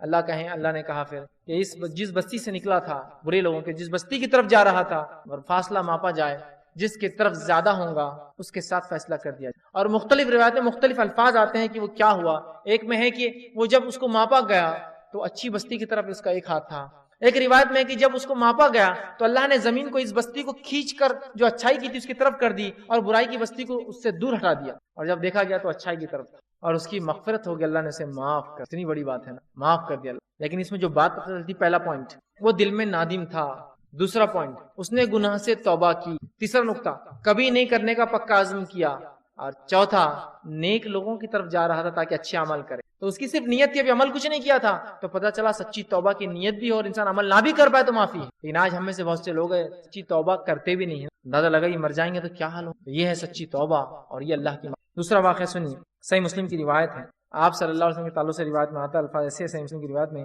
جہینہ قبیلے کی عورت نے زنا کیا، زنا کرنے کے پاس آئی اور کہا اللہ کے رسول مجھ سے زنا ہوا، سزا دے دیجیے۔ زنا کی سزا سنگسار ہے، وہ شادی شدہ تھی، جو ہے مجھے جو ہے اس زنا سے حمل ٹھہر گیا۔ آپ نے کہا کہ اب تو سنگسار نہیں کیا سکتا، اس لیے کہ اس بچے کا کیا دوش، کیا اس میں کہا جا پیدائش کے بعد آنا، وہ گئی ولادت کے بعد ایک اللہ کے رسول بچہ پیدا ہو گیا، سزا دیجیے، تو کہا ابھی تو اس کا حق دودھ پینا ہے، اس کی رضاعت دودھ پینا ختم ہونے کے بعد آنا۔ وہ دودھ پینا ختم ہونے کے بعد آئی، کہ اللہ کے رسول یہ دیکھو بچہ کچھ کھاتا ہے۔ آپ صلی اللہ علیہ وسلم نے کچھ دیا، بچے نے خود سے کھایا، آپ نے بچے کو جو ہے ذمہ دار لوگوں کے حوالے کر دیا اور اس عورت کو سنسار کر دیا۔ جب اس عورت کو سنسار کیا گیا تو عمر ابن خطاب رضی اللہ عنہ تھوڑی کراہت محسوس کرنے لگے اس کے بارے میں، اس لیے کہ آپ صلی اللہ علیہ وسلم نے اس کی جنازے کی نماز پڑھا. تو کہا اللہ کے رسول آپ اگر ایک زانیہ عورت کی جنازے کی نماز پڑھائیں گے لوگ کیا سمجھیں؟ تو عمر بن خطاب رضی اللہ عنہ کو اللہ کے رسول اللہ علیہ وسلم نے کہا اے عمر، اس عورت کی توبہ اتنی سچی تھی کہ مدینے کے 70 لوگوں میں تقسیم کر دی جاتی تو سب کی مغفرت کے لیے کافی، سب کی. اور اس زمانے مدینے میں صحابہ رہتے تھے، صحابہ 70 لوگوں میں تقسیم کر دی جائے تو اس کی مغفرت کے لیے اتنی سچی تھی. اس لیے کہ زنا اس نے کہاں کیا تھا؟ اکیلے میں. کس نے دیکھا تھا اس کو؟ پھر بھی سزا لینے کے لیے آئی ہوئی. اس کے بعد میں نے اس کو موقع دیا، بچے کو پیدا ہونے کے بعد چاہتی تو واپس نہ آتی، چھپ جاتی، واپس بچے کو لانے کے بعد پھر اسے موقع دیا کہ رضا دودھ پلانے کے لیے موقع لے، لیکن اس کے بعد بھی وہ برابر واپس آئی. اندازہ لگائیے نا، کسی مجرم کو اگر ڈھیل دی جائے تو کہ واپس جائیں گا؟ کہا اس کی توبہ اتنی سچی کہ اگر مدینے کے 70 لوگوں میں بانٹ دی جائے نا سب کی مغفرت کے لیے کافی ہو. ہمارا رب تو دیکھیے ہر توبہ کو قبول کرتا ہے، شرط ہے کہ توبہ سچی ہو. تو یہ ہمارے لیے ضروری ہے کہ ہم اپنے ہاتھوں کو اپنے رب کے سامنے اٹھائیں، اپنے سر کو جھکائیں، اپنے گناہ اور معصیت پہ خوب گڑ گڑائیں کہ اللہ ہم سے یہ گناہ ہو، ہم بہت گنہگار ہیں، اور اپنے رب سے سچی معافی مانگیں، صدق دل سے توبہ کریں. اگر بندوں کا حق ہو تو سچے دل سے ان حقوق کو واپس کر دے، اور توبہ استغفار کا ایک معمول زندگی بنا لے کہ جو پچھلے ہوئے اللہ وہ ختم کر دے، اگلے جو ہونے کے امکانات ہیں اس سے مجھے بچا لے، اور اگر ہو یا نہ ہو استغفار کا معاملہ جاری رکھے. ورنہ توبہ اگر نہیں کریں گے وہاں بڑھتے جاتے ہیں، یاد رکھیے. اور یقین جانیے ہم سے نیکوکار لوگ نہیں ہیں کتنی، ٹھیک ہے. تو ایسا ہو سکتا ہے کچھ ریزرویشنز کسی کے ہو سکتے ہیں، لیکن پھر کہوں گا معافی دیجیے. اسی کہ اللہ کے رسول نے اپنے چچا کی قاتل کو بھی معافی دی تھی. اللہ کے رسول نے اپنے خاندان والوں کو، اپنے صحابہ کو مارنے والوں کو معافی دی. اس سے بڑا جذبہ کیا ہوگا؟ آپ صلی اللہ علیہ وسلم مکے میں داخل ہوتے ہیں. مکے میں جب داخل ہوئے آپ، اور مکے میں نبی اکرم صلی اللہ علیہ وسلم کا داخل ہونا یہ تاریخ کا ایسا منفرد واقعہ ہے کہ میں چیلنج کرتا ہوں کہ کوئی ایسا رحم کا، ایسا جود اور کرم کا، ایسا معافی کا ایک چھوٹا سا واقعہ لا کر مجھے بتا دے جو نبی اکرم صلی اللہ علیہ وسلم نے فتح مکہ میں پیش کیا کہ آپ نبی ایک امن کے نبی تھے، ایک امن کے دائی تھے، آپ کا دین امن کا دین تھا. کہ جب مکہ میں آپ داخل ہوتے ہیں قریش امید کر رہے تھے کہ ہمارے ساتھ وہی سلوک ہوگا جو قبائلی جنگوں میں ہوتا ہے کہ سارے مرد قتل کر دیے جاتے ہیں، عورتیں غلام بنا لی جاتی ہے، بچے فروخت کر دیے جاتے ہیں. سب لوگ امید کر رہے تھے. رسول اکرم صلی اللہ علیہ وسلم مکے میں داخل ہوتے ہیں. داخل ہونے کے بعد آپ سوال کرتے ہیں آج کیا امید کرتے ہو تم مجھ سے؟ تو کہا اللہ کے رسول صلی اللہ علیہ وسلم آپ سے ہم وہ امید کرتے ہیں جو یوسف کے بھائیوں نے یوسف سے امید کی تھی کہ قتل کی چال چلنے کے بعد یوسف جو حاکم بنے، یوسف نے سب کو معاف کر دیا. تو کہا تم سب امن میں ہو، جو کعبے میں ہے وہ امن میں ہے، جو اپنے گھروں کے دروازوں کے پیچھے ہے وہ امن میں ہے، جو ابو سفیان کے گھر میں ہے وہ امن میں ہے. کچھ لوگوں کے تو آپ نے نام بھی لیے، وہ امن میں. آپ نے کوئی دے سکتا ہے کہ ایسی مثال کہ جس شخص کو کچھ سالوں پہلے ایک بستی سے جہاں وہ پیدا ہوا وہاں سے نکالا گیا، اسے اس انداز سے نکالا گیا کہ اس کو چھپتے چھپاتے اپنی جان بچاتے ایک دوسرے شہر میں جانا پڑی، اور 10 سال بعد وہ شخص اسی شہر میں آتا ہے، اب مظلوم نہیں، ایک حاکم کی حیثیت سے، ایک کانکرر کی حیثیت سے، اور آ کر سب کو کہتا ہے آج معاف کرنا. دنیا نے روم کو دیکھا، دنیا نے چین کو دیکھا، دنیا نے مصر کو دیکھا، دنیا نے بڑی بڑی حکومتیں دیکھی. جب دوسرے پہ حملہ کرتے تو انسان تو دور گدھے اور کتوں کے بھی ٹکڑے کر دیتے. جب جس شہر پہ حملہ کرتے یہاں سب کو معافی دی. تو آپ نے تو اپنے چچا کی قاتل کو معاف کر دیا، سارے مکہ کے واسیوں کو معاف کر دیا، لوگوں کو درگزر کیا. اب اس سے بڑا کیا جرم کوئی کیا ہوں گا آپ کے خیر؟ درگزر کیجئے انشاءاللہ عزیز. ایک طرف آپ کی معافی، ایک طرف اللہ بھی آپ کے لیے کوئی غلطیوں کو جو معاف کرنے کے راستے. السلام علیکم.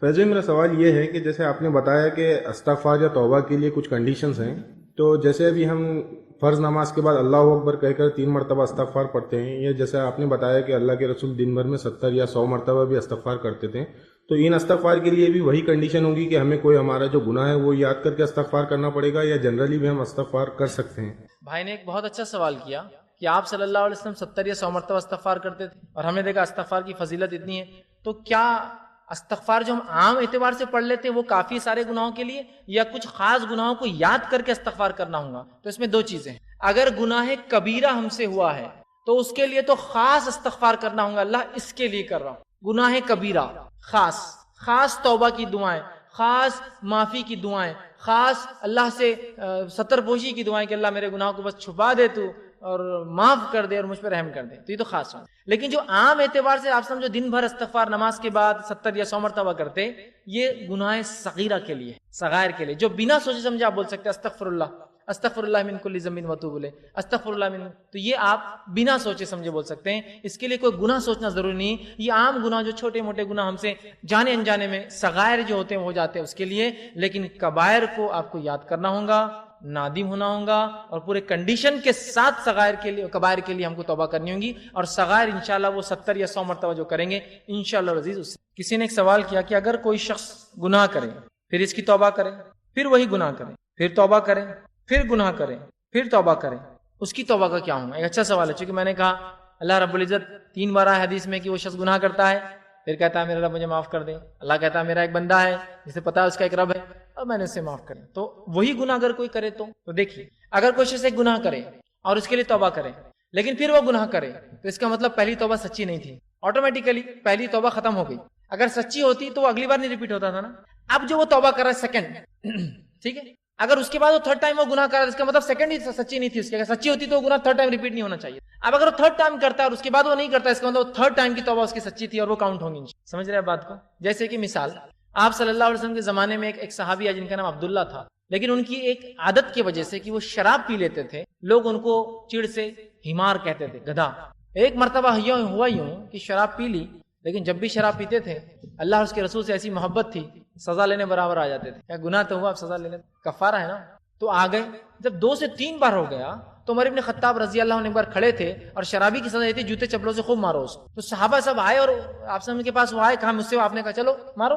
سب مل کے جوتے چپل مارنے لگے. تو عمر ابن خطاب نے کہا لعنت ہے تو عبداللہ, بار بار شراب پی کے آ جاتا ہے, شراب پی کے آ جاتا ہے, کیسا انسان ہے یار, لعنت ملامت کرنے لگے.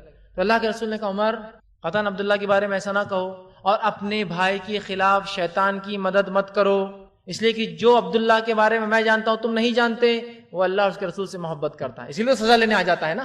اگر تم لعنت ملامت کرو گے کل سزا لینے نہیں آئیں گے اور گناہ گھر پہ کرتے بیٹھیں گا. تو اللہ اس کے رسول کی محبت تو ہے جو اس کو سزا کے لیے لاتی ہے. تو عبداللہ نے گناہ 1 سے 2 بار 3 بار کیے شراب پی, اس کے بعد پھر نہیں کی, روایت میں آتا. ٹھیک ہے, تو اس سے پتا چلا کہ پہلے انہوں نے کیے سزا بھگتے, توبہ بھی کی ہوں گے, ظاہر سی بات ہے صحابی ہے, لیکن پھر ہو گیا ان سے, پھر آئے تو مطلب پہلی توبہ نہیں, پھر دوسری بار پھر ان سے وہ خطا ہو گئی, پھر پی لیا.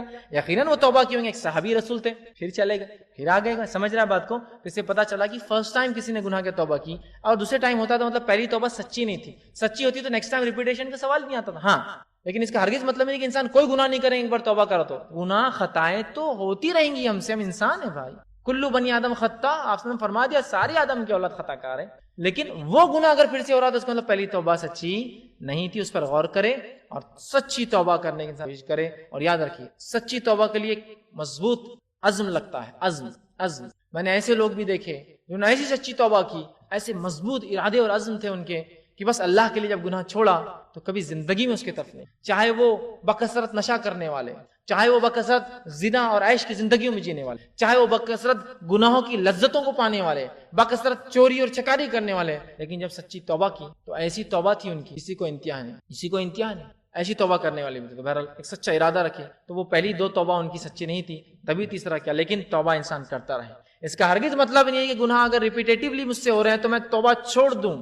کیونکہ توبہ چھوڑنا تو بہت خطرناک دروازہ کھول رہا ہے ہمارے لیے داخلے کے, اور وہ جہنم کا ہے. توبہ تو کرتا رہیں گا, لیکن اس کا مطلب یہ ہے پہلی بار توبہ میں شرائط پوری نہیں کر پایا, دوسری بار بھی توبہ میں شرائط پوری کر نہیں پایا, تیسری بار اگر کرتا ہے اور پھر نہیں ہوتا اس کا مطلب تیسری بار شرائط کنڈیشن پوری ہوئی. لیکن انسان اگر بار بار بھی گناہ ہو تو توبہ رب سے کرتا رہے, سچا اگر عزم کے ساتھ کریں گا انشاءاللہ تو گناہ جو انشاءاللہ سے ریپیٹ. السلام علیکم, میرا نام سعود بن سالم ہے, اور گمراہ کرنے والا اور گمراہ ہونے والا ان دونوں کے لیے ہے کوئی معافی توبہ؟ بھائی نے ایک اچھا سوال کیا کہ گمراہ کرنے والا اور گمراہ ہونے والا اس کی توبہ کا کیا ہوگا. یہ سوال کو میں ایسا بھی لوں گا کہ سمجھ لیجئے میری نفس سے کسی نے کوئی غلط کام سیکھ لیا. مثال کے طور پر میں سگریٹ نوشی کرتا تھا, میں نے اپنے دوستوں کو سکھا دی, فری کھلا دیا پلا دیا. میں پکچر دیکھتا تھا, میں نے اپنے دوستوں کو فری ٹکٹ دکھایا, جس سے وہ پکچر کی عادی بن گئے, ان کی زندگیاں خراب ہو گئی. میں زنا کا عادی تھا اور میں نے لوگوں کو زنا میں وہ کر دیا, میں خود گمراہ ہوا اور دوسروں کو گمراہ پہ لگا دیا. اب ایسا انسان کیسے توبہ کرے جس کی وجہ سے کئی لوگ گمراہ ہوئے, گمراہ ہو گئے, پتہ نہیں کس تک اس کی برائی, اس کی خباثت چلے گی. تو اس معاملے میں جو علماء لکھتے ہیں ان کے اقوال میں سے یہ ہے, سب سے پہلے تو دل میں سچا نادم ہو کہ اللہ بس یہ بہت ہو گیا, میں نے بہت بڑا گناہ کیا, میں بہت گمراہی میں تھا اور پتہ نہیں نہ جانے کتنے لوگ گمراہ کیے. پہلا. دوسرا, وہ پھر جو ہے اس پکے ارادے کی بنیاد پر توبہ کرے اور پھر دوبارہ اس گمراہی کی طرف نہ جائے. یہ ہو گیا 3. لیکن اب چونکہ بندوں کا معاملات ہے, لوگ بھی اس سے گمراہ ہوئے, جیسا کہ بھائی نے سوال کیا, اور بھی لوگ ہوئے, ٹھیک ہے, تو لہٰذا اگر اور بھی لوگ اس سے گمراہ ہوئے ہیں تو جتنے لوگوں تک جتنے ذرائع سے وہ بات پہنچا دیتا ہے اس گمراہی کی خبر پہنچائے کہ میں اس معاملے میں غلطی پر تھا، میں خود گمراہ تھا، اے میرے بھائیوں مجھے معاف کرنا اس گمراہی کے لیے، اور میں تم سے گزارش کروں گا اللہ کے لیے کہ تم بھی اس گمراہی کو چھوڑ دو جو تم نے مجھ سے سچی، ان سے بھی معافی مانگنا۔ اگر آپ کی توبہ رب سے سچی ہے اور آپ نے ان سے بھی توبہ مانگ لی اور بتا دیا کہ کیا گمراہی تھی اور اس کو کیسا کرے، لیکن اگر اس کے بعد بھی پھر وہ آدمی اس پر اڑا رہے تو وہ اس کا اختیار ہے، انشاءاللہ العزیز آپ اس سے بچ۔ اب یہ معاملہ اسلام کے تعلق سے ہو سکتا ہے، غیر اسلام کے، جیسا مثال کے طور پر کسی نے کوئی مسئلہ غلط بیان کر دیا لیکن وہ خود اس کو علم نہیں تھا کہ یہ مسئلہ غلط ہے، اس کے نزدیک وہ مسئلہ صحیح تھا اجتہاد کی بنیاد پر، تو یہاں اس نے جو لوگوں کو گمراہ نہیں کیا، ہاں جن لوگوں نے اس کی بات سنی ان کا کام تھا کہ تحقیق کر کے اس کی بات کو لے، مسئلہ وہاں ہوگا سامنے والے پر۔ ایک انسان کہہ رہا ہے دیکھو واللہ عالم، یا آپ لوگ دیکھیے، اور خود قرآن میں ہے کہ یہودیوں نے اور عیسائیوں نے اپنے علماء کو رب بنا لیا۔ عدی بن حاتم نے جب وہ آیت سنی سورہ توبہ کی تو کہا اللہ کے رسول ہم اپنے پادریوں کی عبادت نہیں کرتے تھے، تو کہا کیا وہ جس چیز کو صحیح کہتے تم صحیح سمجھتے اور غلط تو غلط، تو کہا یہی تو ان کی عبادت ہے، تحقیق نہیں کرتے تھے تم، تو ہمارے لیے تو یہ تحقیق کرے دینی مسائل۔ اور یاد رکھیے جو مسائل کے اندر غلطیاں ہوتی ہیں وہ گمراہی میں کاؤنٹ نہیں ہوتی جب تک کہ وہ کفر تک نہ لے جائے۔ جیسا مثال طور کسی نے کسی چیز کو ایسا بتا دیا کہ ٹھیک ہے کر لے تو کوئی نہیں لیکن احتیاط ضرور بہتر ہے، جبکہ بعد میں پتا چلا وہ چیز تو حلال تھی اور انہوں نے کیا کہہ دیا کہ نہیں احتیاط کرنا بہتر ہے، کبھی ہو جائے تو ٹھیک ہے لیکن وہ تو حلال تھی۔ اب کہیں ہو رہا ہے نا، لیکن یہاں اس آدمی کی نیت گمراہ کرنے کی نہیں تھی، وہ خود بھی کوشش کر رہا تھا دین سیکھنے اور لوگوں کو سکھانے، ایسی غلطی ہو جائے تو اس میں کوئی حرج نہیں۔ اس کی مثال دیتا ہوں، سلف میں سے بہت ساری مثالیں ملتی ہیں۔ ایک مرتبہ امام مالک رحمہ اللہ سے ایک شخص نے اور کہا اے امام مالک جب میں وضو کروں تو پیروں کی انگلیوں کا خلال کروں کیا؟ خلال کا معنی یہ ہوتا ہے جب ہم وضو کرے تو کر انگلی سے الٹے ہاتھ کی یا سیدھے جو الٹے ہاتھ کی کر انگلی سے بہرحال انگلیوں کے بیچ میں جو جگہ ہوتی ہے نا، جیسا پیر کی انگلیوں کی بہت چٹکی ہوئی ہوتی ہے تو کبھی کبھی پانی نہیں جاتا تو انگلی ڈال کے صاف کرنا، اس کو بولتے ہیں خلال۔ تو کیا ہم خلال کریں؟ تو امام مالک نے کہا میں ضرورت نہیں سمجھتا۔ اب ایک مرتبہ وہ شخص امام مالک کے ساتھ کبھی دن بعد گیا اور امام مالک وضو کر رہے تھے مسجد نبوی میں، جب دیکھا کہ امام مالک وضو کر رہے اور خلال کر رہے ہیں تو فوراً پکڑ لیا، کہا امام مالک میں نے سوال کیا تھا آپ سے ایک مرتبہ کہ پیروں کی انگلیوں کا خلال کیسا ہے، آپ نے بولے ضرورت نہیں ہے، آج خود کر رہے ہیں۔ تو کہا دیکھو جب میرے پاس اتنا ہی علم تھا جو میں نے بتایا، بعد میں نے رجوع کر لیا، جب میرے پاس علم ہے میں عمل کر رہا ہوں، اور اب جو لوگ پوچھتے ہیں ان کو صحیح بات بتاتا ہوں۔ جیسے پتا چلا عالم سے چوک ہو سکتی، لیکن پھر وہ بھی یہ کرے جتنے لوگوں تک بات ہو سکتی پہنچائے، اپنی چوک کو ڈھاکے نہ کہ نہیں ایسا نہیں تھا ایسا نہیں تھا، بات بناتے ہوئے اس کو سدھارتے ہوئے کہہ دے کہ مجھ سے چوک ہوئی، اور چوک کس سے نہیں ہو سکتی، غلطی کس سے نہیں ہو سکتی ہے نا، بڑے بڑے اماموں سے چوک ہوئی، صحابہ سے چوک ہو جاتی تھی، انسان ہے چوک ہوتی ہے لیکن اس پہ اڑ نہ جائے۔ ایک اور واقعہ سنیے، چوک کا نہیں بڑا بہترین واقعہ ہے۔ امام مالک رحمہ اللہ کے پاس امام شافعی علم حدیث سیکھے۔ امام مالک بہت بزرگ امام ہے، یاد رکھیں ان کی بزرگیت کا کیا کہنا۔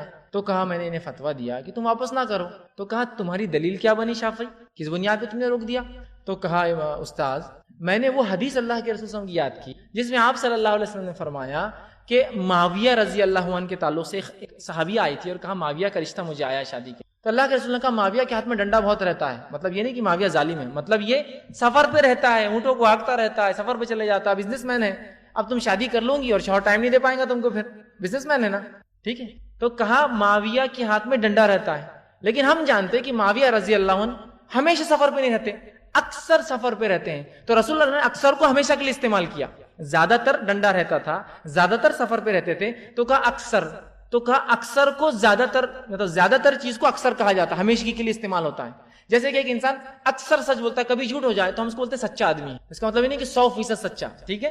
ایک آدمی اکثر جھوٹ بولتا تھا، ہم بولتے ہیں یہ جھوٹا ہے، حالانکہ وہ سچ بھی بولتا ہے، تو کہا اکثر پہ وہ کیا۔ تو امام مالک نے کہا بہت خوب بہت خوب، اور کہا تم اس بلبل کو نہیں بیچ سکتے ہو، اور امام شافعی سے کہا تم بھی فتوے دے سکتے، برا نہیں مانا، کیا رہے شاگرد ہو کر میرے ہی پاس رہ کر، میرے ہی مدرسے میں رہ کر، میرے ہی سامنے سے ایک آدمی کو میں بھیج رہا ہوں فتویٰ دے کر نہیں، اور تم واپس لیتے ہو؟ کہا بالکل امام شافعی تم بالکل درست ہو اس مسئلے میں، ٹھیک ہے۔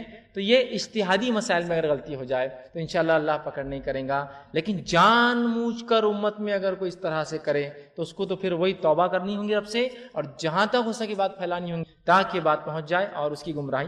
کسی نے کہا مردوں کے لیے استغفار پڑھنا کیسا ہے؟ تو دیکھیے استغفار زندہ اپنے لیے بھی کر سکتا ہے، اور استغفار انسان میت کے لیے بھی کر سکتا ہے۔ استغفار کا معنی یہ ہوگا میت کے لیے، انسان کے لیے استغفار کا معنی ہے اللہ میں تجھ سے اپنے گناہوں کی معافی مانگتا ہوں، اور مردے کے لیے استغفار اس معنی میں ہوگا کہ ہم اس کے لیے دعا کریں کہ اللہ اس سے گناہ معاف کرے۔ مردے کے لیے ہر شخص دعا کرے، جیسا ہم کرتے ہیں نا، جیسا آپ صلی اللہ علیہ وسلم نے خود فرمایا کہ مردے کے لیے دعا، میت کے لیے دعا کیا کرو، اور اعلیٰ سے اعلیٰ مقام کے لیے دعا کیا کرو. تو ہم کرتے ہیں اللہ ان کی مغفرت کرے, ان پر رحم کرے.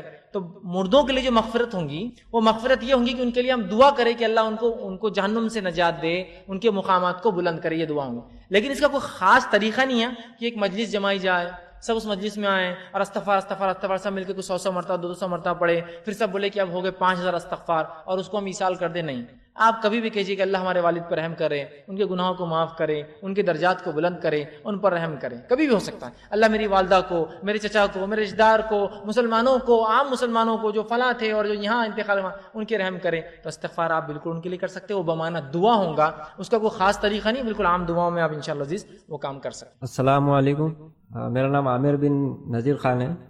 میرا یہ سوال ہے کہ توحید اور شرک پر ہے کہ یہ گھر میں جو جھاڑ لگاتے ہیں تو اس پر مطلب منی پلانٹ بولتے ہیں اس کو, اور اس سے سمجھتے ہیں کہ اس سے فائدہ اور نفع نقصان ہوگا کچھ, تو اس کی وضاحت کر دیجیے. بھائی نے ایک سوال کیا کہ بہت سے لوگ اپنے گھر میں ایک جھاڑ لگاتے ہیں, اس کو منی پلانٹ بولتے ہیں, اور وہ سمجھتے ہیں اس کے رہنے سے پیسہ آتا ہے, اور جتنے پتے بڑے ہوئے جتنا جھاڑ اچھا تو پیسہ آتا ہے. اگر بس منی پلانٹ ہی پیسہ دیتا تو ریزرو بینک آف انڈیا کی کیا ضرورت تھی؟ اگر منی پلانٹ ہی منی دیتا تو پھر ریزرو بینک آف انڈیا کی کیا ضرورت تھی؟ ہم اسی کو اگا لیتے اور منی. اور ہم چھوٹے تھے تو ایسا لگتا ہے, چونکہ توہم اتنے پھیلے ہوئے یہ مارکیٹ میں کہ ہمیں بھی لگتا تھا, اور اللہ رحم کرے اللہ معاف کرے, ہم بھی سمجھتے تھے کہ جھاڑ کے پتے بڑے ہوں گے اور یہ ہوں گا تو بہت پیسہ آئے گا. لیکن ہم نے دیکھا ویسا ہو نہیں رہا تھا, کہ ہمارا غلہ تو خالی ہوتا جا رہا اور ہمارا اکاؤنٹ ہمیشہ مائنس میں رہتا تھا. اس سے 20 پیسے, اس سے 10 پیسے, اس سے 5 پیسے ملتے تھے. ٹھیک ہے, تو بہت مشکل ہوتا تھا. تو منی پلانٹ کو خاص فائدہ ہم کو نہیں دے رہا تھا. ٹھیک, تو یہ سب توہم ہے, یاد رکھیے. اور اتنے وہم ہے امت مسلمہ کے پاس کہ رات میں ناخن کاٹے تو گھر میں چوری ہوتی, شام میں جھاڑو دیے تو دلندری آتی, چپل الٹی ہوگی تو قسمت پلٹ جاتی, مونگنی کا جھاڑ لگائے تو فلاں ہوتا, شہتوت کا یہ ہوا تو یہ ہوتا, انار کے جھاڑ سے شیطان آتا, فلاں سے یہ ہوتا. کیا ہے یہ, کیا ہے, مجھے کچھ سمجھ میں نہیں آ رہا ہے. مطلب ہم کہاں جا رہے ہیں؟ لوگ بت پرستی کر کے اس سے شرک کر رہے ہیں, ہم تو یہ سب چیزوں سے شرک کر رہے ہیں. مطلب جھاڑو میں طاقت کی دلندری لا لے, وہ خود بیچاری اپنے قسمت پہ روتی ہوں گی کہ میں کیا ہو گئی ہے یہاں کے جھاڑو دے رہے ہیں. چپل پلٹ گئی تو کیا ہو رہا, بولے چلو سیدھی کرو, چلو, کیوں قسمت پلٹ جائیں گے؟ ارے اس کی قسمت ویسی پھوٹی تھی, وہ چپل ہے, لیکن اس کی طاقت تو دی کہ آپ کی قسمت پھوٹتی ہے. یہ وہم توہم ہے. یہ منی پلانٹ بہرحال, ہاں اگر اس کا نام ہے منی پلانٹ تو الگ بات ہے, لیکن میں نے دیکھا ہے منی پلانٹ صرف نام نہیں ہے, بڑے عقیدے سے لوگ اس کی بیلیں لگاتے ہیں, اور وہ سمجھیں گا ایسا کوئی عقیدہ رکھ رہا ہے تو بہت ہی برا مشرکانہ عقیدہ. یاد رکھیں اسلام اس کی اجازت نہیں دیتا اور توحید کے منافی ہے. کسی نے ایک سوال کیا, اگر ایک بندہ کوئی شخص کسی سے معافی مانگے پھر سامنے والا معاف بھی کر دے, لیکن وہ معاف کرنے والا بار بار تانا دیتا رہتا ہے, تم نے تو ایسا کرتے تھے, تم وغیرہ کرتے تھے, یہ عمل اس سے معاف کرنے والے کا کیا صحیح ہے؟ دیکھیے, جب کسی آدمی نے کسی کو معاف کر دیا تو معاف کرنے کا معنی یہ کہ اب آپ نے اس کو درگزر کر دیا اور معاملہ ختم ہوا. اگر آپ اس کو ریپیٹیٹیولی دہراتے رہیں گے کہ ہم نے معاف کر دیا, اس نے ایسا کیا تو معاف کر دیا, اس نے ایسا معاف کیا, تو آپ کی معافی کا آپ کو اجر نہیں ملے گا. جب آپ کسی کو معاف بھی کر رہے تو میرا کل کا ٹاپک یاد رکھیے, اخلاص کے ساتھ معاف کرنا ہے, ریا کے ساتھ معاف نہیں کرنا ہے. اب آپ جو معافی دے کے روز بول رہے, اس نے میری غیبت کیا تھا معاف کر دیا میں نے, بہت بڑا دل ہے میرا, اس نے میری چغلی کیا تھا معاف کر دیا, بہت بڑا دل ہے میرا, اس نے میرے پیسے لوٹا تھا معاف کر دیا, دل بہت بڑا ہے میرا, تو یہ تو ریا ہوا. آپ اپنے معافی کی داد لینا چاہ رہے لوگوں سے کہ آپ کتنے نیک ہے کہ آپ معاف کرتے ہیں لوگوں کو, پھر کیا فائدہ معافی کا؟ تو اپنی معافی کو بھی اخلاص کے ساتھ دیجئے کہ خالص نیت سے اللہ تیری رضا کے لیے کہ تو راضی ہو جائے اور میرے عیب اور گناہوں کو تو چھپا دے اور میرے کو معاف کر دے. میں نے اس بندے کو میری خطا میرے خلاف کرنے کے بعد بھی تیرے لیے معاف کیا تو ہی قابل قبول ہے. یہ یاد دلانے والا معافی, یہ ریا کر رہا ہے, ایسی معافی کا پھر اس کو اجر بھی نہیں ملے گا. حالانکہ اگر خالص نیت سے کوئی بندہ اپنے دوسرے بھائی کو معاف کرے تو انشاءاللہ العزیز اسے عظیم اجر ملے گا. کیا ملے گا وہ اللہ ہی بہتر جانتا ہے, لیکن اسے ضرور اپنے بھائی کو ایک تکلیف سے نجات دینے کا اور معاف کرنے درگزر کرنے کا اجر ضرور بھی ضرور ملے گا. پاور پٹھان ہے, اور میرا یہ سوال ہے کہ جیسے کہ آپ نے بتایا کوئی شخص کی اب برائی کرے یا غیبت کرے تو اس کے پاس جا کے معافی مانگنا چاہیے, کبھی نامحرم سے مانگنا ہے, اس سے تو پردہ رہتا ہے, اس سے کیسا مانگنا؟ بھائی نے ایک اچھا سوال کیا کہ اگر کسی شخص نے کسی نامحرم کے ساتھ کوئی غلطی کسی بھی قسم کی, تو اب اس معاملے میں وہ کیا کریں گا اس غلطی؟ ٹھیک ہے, تو دیکھیے کچھ چیزیں ایسی ہوتی ہیں جس کے لیے واضح جواب دینا ممکن نہیں ہوتا ہے, وہ کنڈیشن, سچویشنز, سینیریو, ماحول, حالات پہ ڈیپینڈ ہوتا ہے. اب مثال کے طور پر جیسا کہ کالج گوئنگ اسٹوڈنٹ ہے, سمجھ لیجیے, مثال غیر محرم کی آپ نے کہا تو ایک ایگزامپل سے ایک شخص ہے جو کالج کے اندر بیٹھ رہا تھا, غیر محرم لڑکیوں کو چھیڑتا رہتا. ویسے کوئی محرم کو تو چھیڑتا ہی نہیں بہرحال, لیکن لڑکیوں کو چھیڑتا, جو ظاہر سی بات ہے اس کی غیر محرم ہے نا. اب اس کے بعد اس کو احساس ہوتا ہے زندگی میں کہ تو بہت بڑا گناہ ہو رہا ہے نا, کسی کو چھیڑنا ویسے بہت بری بات ہے. اور ایک چیز بھی یاد رکھیے, میں اکثر نوجوان سے کہتا ہوں, جب میں کالج میں تھا تو ایک ایسے ایک لائف اسٹائل اس زمانے, آج تو بہرحال بدترین حال ہے, اس زمانے میں بہرحال کچھ تو بھی اس کی ایک لمٹس. تو لوگ کہتے تھے کہ دیکھو کیا لڑکا ہے, وہ کیا لڑکا ہے, دو لڑکیوں کے ساتھ گھومتا. بہت رسپیکٹ ہوتی تھی کالج میں ایسے بچوں کی جن کے ساتھ لڑکیاں گھومتی ہے, جو لڑکیوں کے ساتھ لڑکے. تو کچھ لوگ کہنا رہے اس کی کیا عزت ہے وہ, لیکن وہ تو فلاں کے ساتھ گھومتا ہے.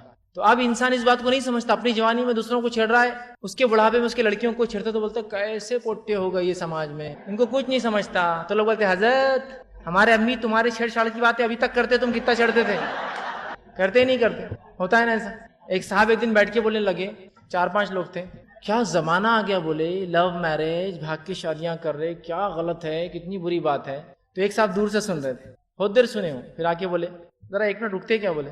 تو بولے ہاں رک جاتے. بولے تمہاری شادی کیسا ہوئی, بولی تو بولے لو میرج. تیری کیسا ہوئی, بولے تو لو میرج. تیری کیسا ہے لو, تو یہ حق میرے کو بنتا, بولے جس کی ارینج میرج ہوئی بات کرنے کا, تمہارے کو حق نہیں بنتا یہ بات کرنے کا. زمانہ کیا آ گیا, لو میرج. اپنی جوانیوں میں تو لو میرج کی, اور آج ڈسکشن کر رہے زمانہ کتنا برا آ گیا, کیسے حالات آ رہے. میرے کو حق ہے, بولے میری ارینج میرج ہوئی, میں کر سکتا ہوں, اس لیے میں جل رہا تھا, بولے اتنی سے تمہاری باتیں سن کر کہ خود تو اپنی جوانی میں سب کر لیے, اور آپ بول رہے کوسرے کاٹ رہے, دوسروں کو بول رہے کہ ایسے غلط آ گیا فلاں آ گیا, ہے نا. تو انسان ہوتا ہے, زمانہ لوٹ کر آتا ہے, لیکن اب ایک انسان کو احساس ہو گیا, اور ہونا چاہیے ایسے. اور بہت اہم ہے کہ جوانی میں انسان کو احساس ہو جائے, تاکہ وہ زمانہ نہ گزر جائے کہ لوگوں سے اس کی ملاقاتیں نہ اور معافی نہ مانگ سکے. تو بہرحال اس کو احساس ہوا کہ بہت غلط ہو, اب معافی مانگ. لیکن اب ظاہر سی بات ہے, جس نے چھیڑا تھا وہ غیر محرم ہے, ٹھیک ہے. تو وہاں وہ یہ کام کر سکتا ہے کہ اپنی محرم کے ذریعے اس تک خبر پہنچا سکتا ہے کہ میں معافی چاہتا ہوں. وہ نہیں ملیں گا اس سے, اپنی محرم کے ذریعے, اس کی بہن ہے, اس کی والدہ ہے, اس کے کوئی رشتہ دار سے کہ یہ ہمارے بچے سے غلطی ہوئی اور ہم چاہتے ہیں, ہم معافی چاہتے ہیں. اور میں نے ایسے لوگ دیکھے, ایک مرتبہ ایک حادثہ میرے ہی ساتھ ہوا یوں کہ ایک مرتبہ میں اپنے دروازے سے باہر نکل رہا تھا, اور ایک خاتون جو ہمارے بہن کی سہیلی تھی وہ گھر آئی, اور اسے لگا کہ دروازے پہ بہن آ رہی ہے, اور اس نے اچانک آ کے ڈرا دیا. اب جو ہی وہ اس نے ڈرایا تو میں ڈر کے تھوڑا سا پیچھے ہٹ گیا, اور میں گھبرا بھی گیا کہ ایک عورت اچانک کو بھاؤ بول کے سامنے آ جائیں گے تو کوئی بھی آدمی ڈر جائیں گا, اور یہ کیا معاملہ ہے. جب انہوں نے دیکھا مجھے تو ایسے پشیمان پریشان ہو گئی کہ یہ تو بہت مسٹیک ہو گئی ان سے, اور بہت پریشان, اور فوراً وہاں سے چلے گئے. اب میں بھی نہیں پہچان پایا کون ہے, چونکہ دروازے پہ گیا اور یہ مسئلہ ہو گیا. اس کے بعد انہوں نے اپنے والد سے فون کروایا کہ فیض بھائی کے ساتھ ہم سے یہ ہوتا طریقہ. اپنے محرم کے پاس گئی ہوں, اپنے والد سے کہا کہ میں نے یہ غلطی کی ہوں اور آپ کیجیے. ان کے والد نے فون لگا, کہا ہم بہت بہت معافی چاہتے ہیں فیض صاحب, آپ کے ساتھ اس نے یہ کیا, ہم بہت پشیمان ہیں, اس نے ایسا کیا, اس کو. میں نے کہا یہ بالکل انجانے میں ہوا, لیکن احتیاط کیجیے, ہر بار آدمی نکلنے والا صحیح ہونا ضروری نہیں ہے, ٹھیک ہے. تو تھوڑا سا احتیاط کرنا اچھا ہے. لیکن بہرحال تو انہوں نے کہا نہیں بہت ہم پشیمان ہیں, بچی سے غلطی ہوئی. لیکن وہ ایک سہیلی ہوتی ہے, بچپن ہے, اور حالانکہ وہ بچی کو بہت عمر رسیدہ نہیں تھی, ہارڈلی 7 یا 8, مطلب ایسا بھی ایج نہیں کہ جس سے وہ 6, 7 یا 8 اس طرح سے پردہ بھی نہیں کرتی تھی. لیکن ان کے والد کو بہت وہ ہوا کہ نہیں یہ بھی مسٹیک نہیں ہونا چاہیے. بچی پشیمان اس لیے کہ وہ واقعی مسٹیک تھی, چونکہ جو بااخلاق لوگ ہوتے ہیں, جن میں کوئی کردار ہے, دینی سمجھ اور فہم ہے, ان کے لیے تو بہت بڑی بات ہے. تو اگر ایسا ہے تو آپ اپنے محرم کے پاس جائیں گے, اپنی والدہ اپنی بہن کے ذریعے خبر پہنچائیں گے کہ دل سے توبہ کر چکا ہوں, چاہتا ہوں کہ آپ لوگ بھی اس میں مجھے معاف کر دیں, اور یہی طریقہ. دوسرا چیز, اب وہ چلے گئے کہیں, نہیں پتا کون, کتنے لوگوں کو پتہ نہیں سیٹی مار دی, کتنے لوگوں کو چھیڑ دیے, کتنے لوگوں کو ستا دی, کتنے کے ساتھ کیا ہو گیا, کتنوں کو سلام بھیج دیے نا. یہ سلام وہ نہیں ہوتا جو اپنے باپ کو انسان کرتا ہے, یہ اسپیشل سلام باپ کو جو نہیں ہوتا وہ ادھر ہوتا روز. تو اب ظاہر سی بات ہے مسئلہ اس میں بڑھ جاتا ہے انسان کا, انسان پریشان ہوتا ہے کہ اب کیا کروں.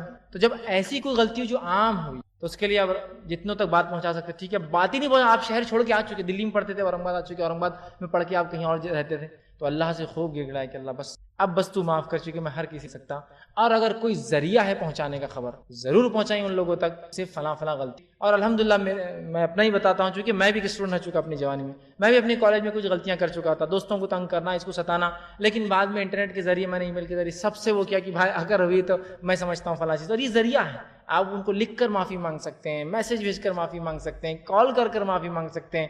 ایک عام طور سے کہ بھائی میں چاہتا ہوں کہ سارے دوست میرے سن لے کہ میرے جو اور دوست تھے جن سے میری غلطی اور جن تک میں نہیں پہنچ سکا, آپ سب سے میری طرف سے معافی مانگیے, سب سے میری طرف سے بولیے فلاں. تو ایک عام میسج آپ کہیں سے پاس کی, ٹھیک ہے. اور ایسا لگتا ہے نہیں شخص بھی سامنے ہے, غلطی بھی اپنے سے ہوئی, لیکن معافی بھیجنے سے معاملہ بڑھ سکتا ہے. تو انتظار کیجیے جب معاملہ ختم ہو جائے, تھوڑا وقت گزر جائے, ورنہ اچانک آپ کوئی چیز کریں گے غلطی کی بات مشکل اس طرح سے ہو سکتا ہے. لیکن ڈائریکٹ جا کر ان سے اس کی اجازت نہیں دی جائیں گے, سوائے اس چیز کے کہ آپ کو کبھی موقع دی جائے کلاس میں کھڑے ہو کچھ بول دیجیے. اب سب لوگ بیٹھے ہیں, جن میں وہ بھی ہے جن کو آپ نے ستایا, جن میں وہ بھی ہے جو اچھے, آپ سب سے کہہ سکتے کہ میرے سے یہ ہوا اور میں چاہتا ہوں کہ میں سے جو معافی مانگوں. لیکن یہ رسمن نہ ہو کہ پورے کالج بھر زندگی بھر تنگ کرو, آخری دن سینڈ آف کے دن کھڑے ہو, اے بھائی معافی مانگ رہا میں تم سے, ہاں اب جو ہوا سب بھول جاؤ, ٹھیک ہے. پھر اگلے سال فرسٹ ایئر میں کوئی گریجویشن سے پوسٹ گریجویشن, پھر وہ حرکتیں چالو.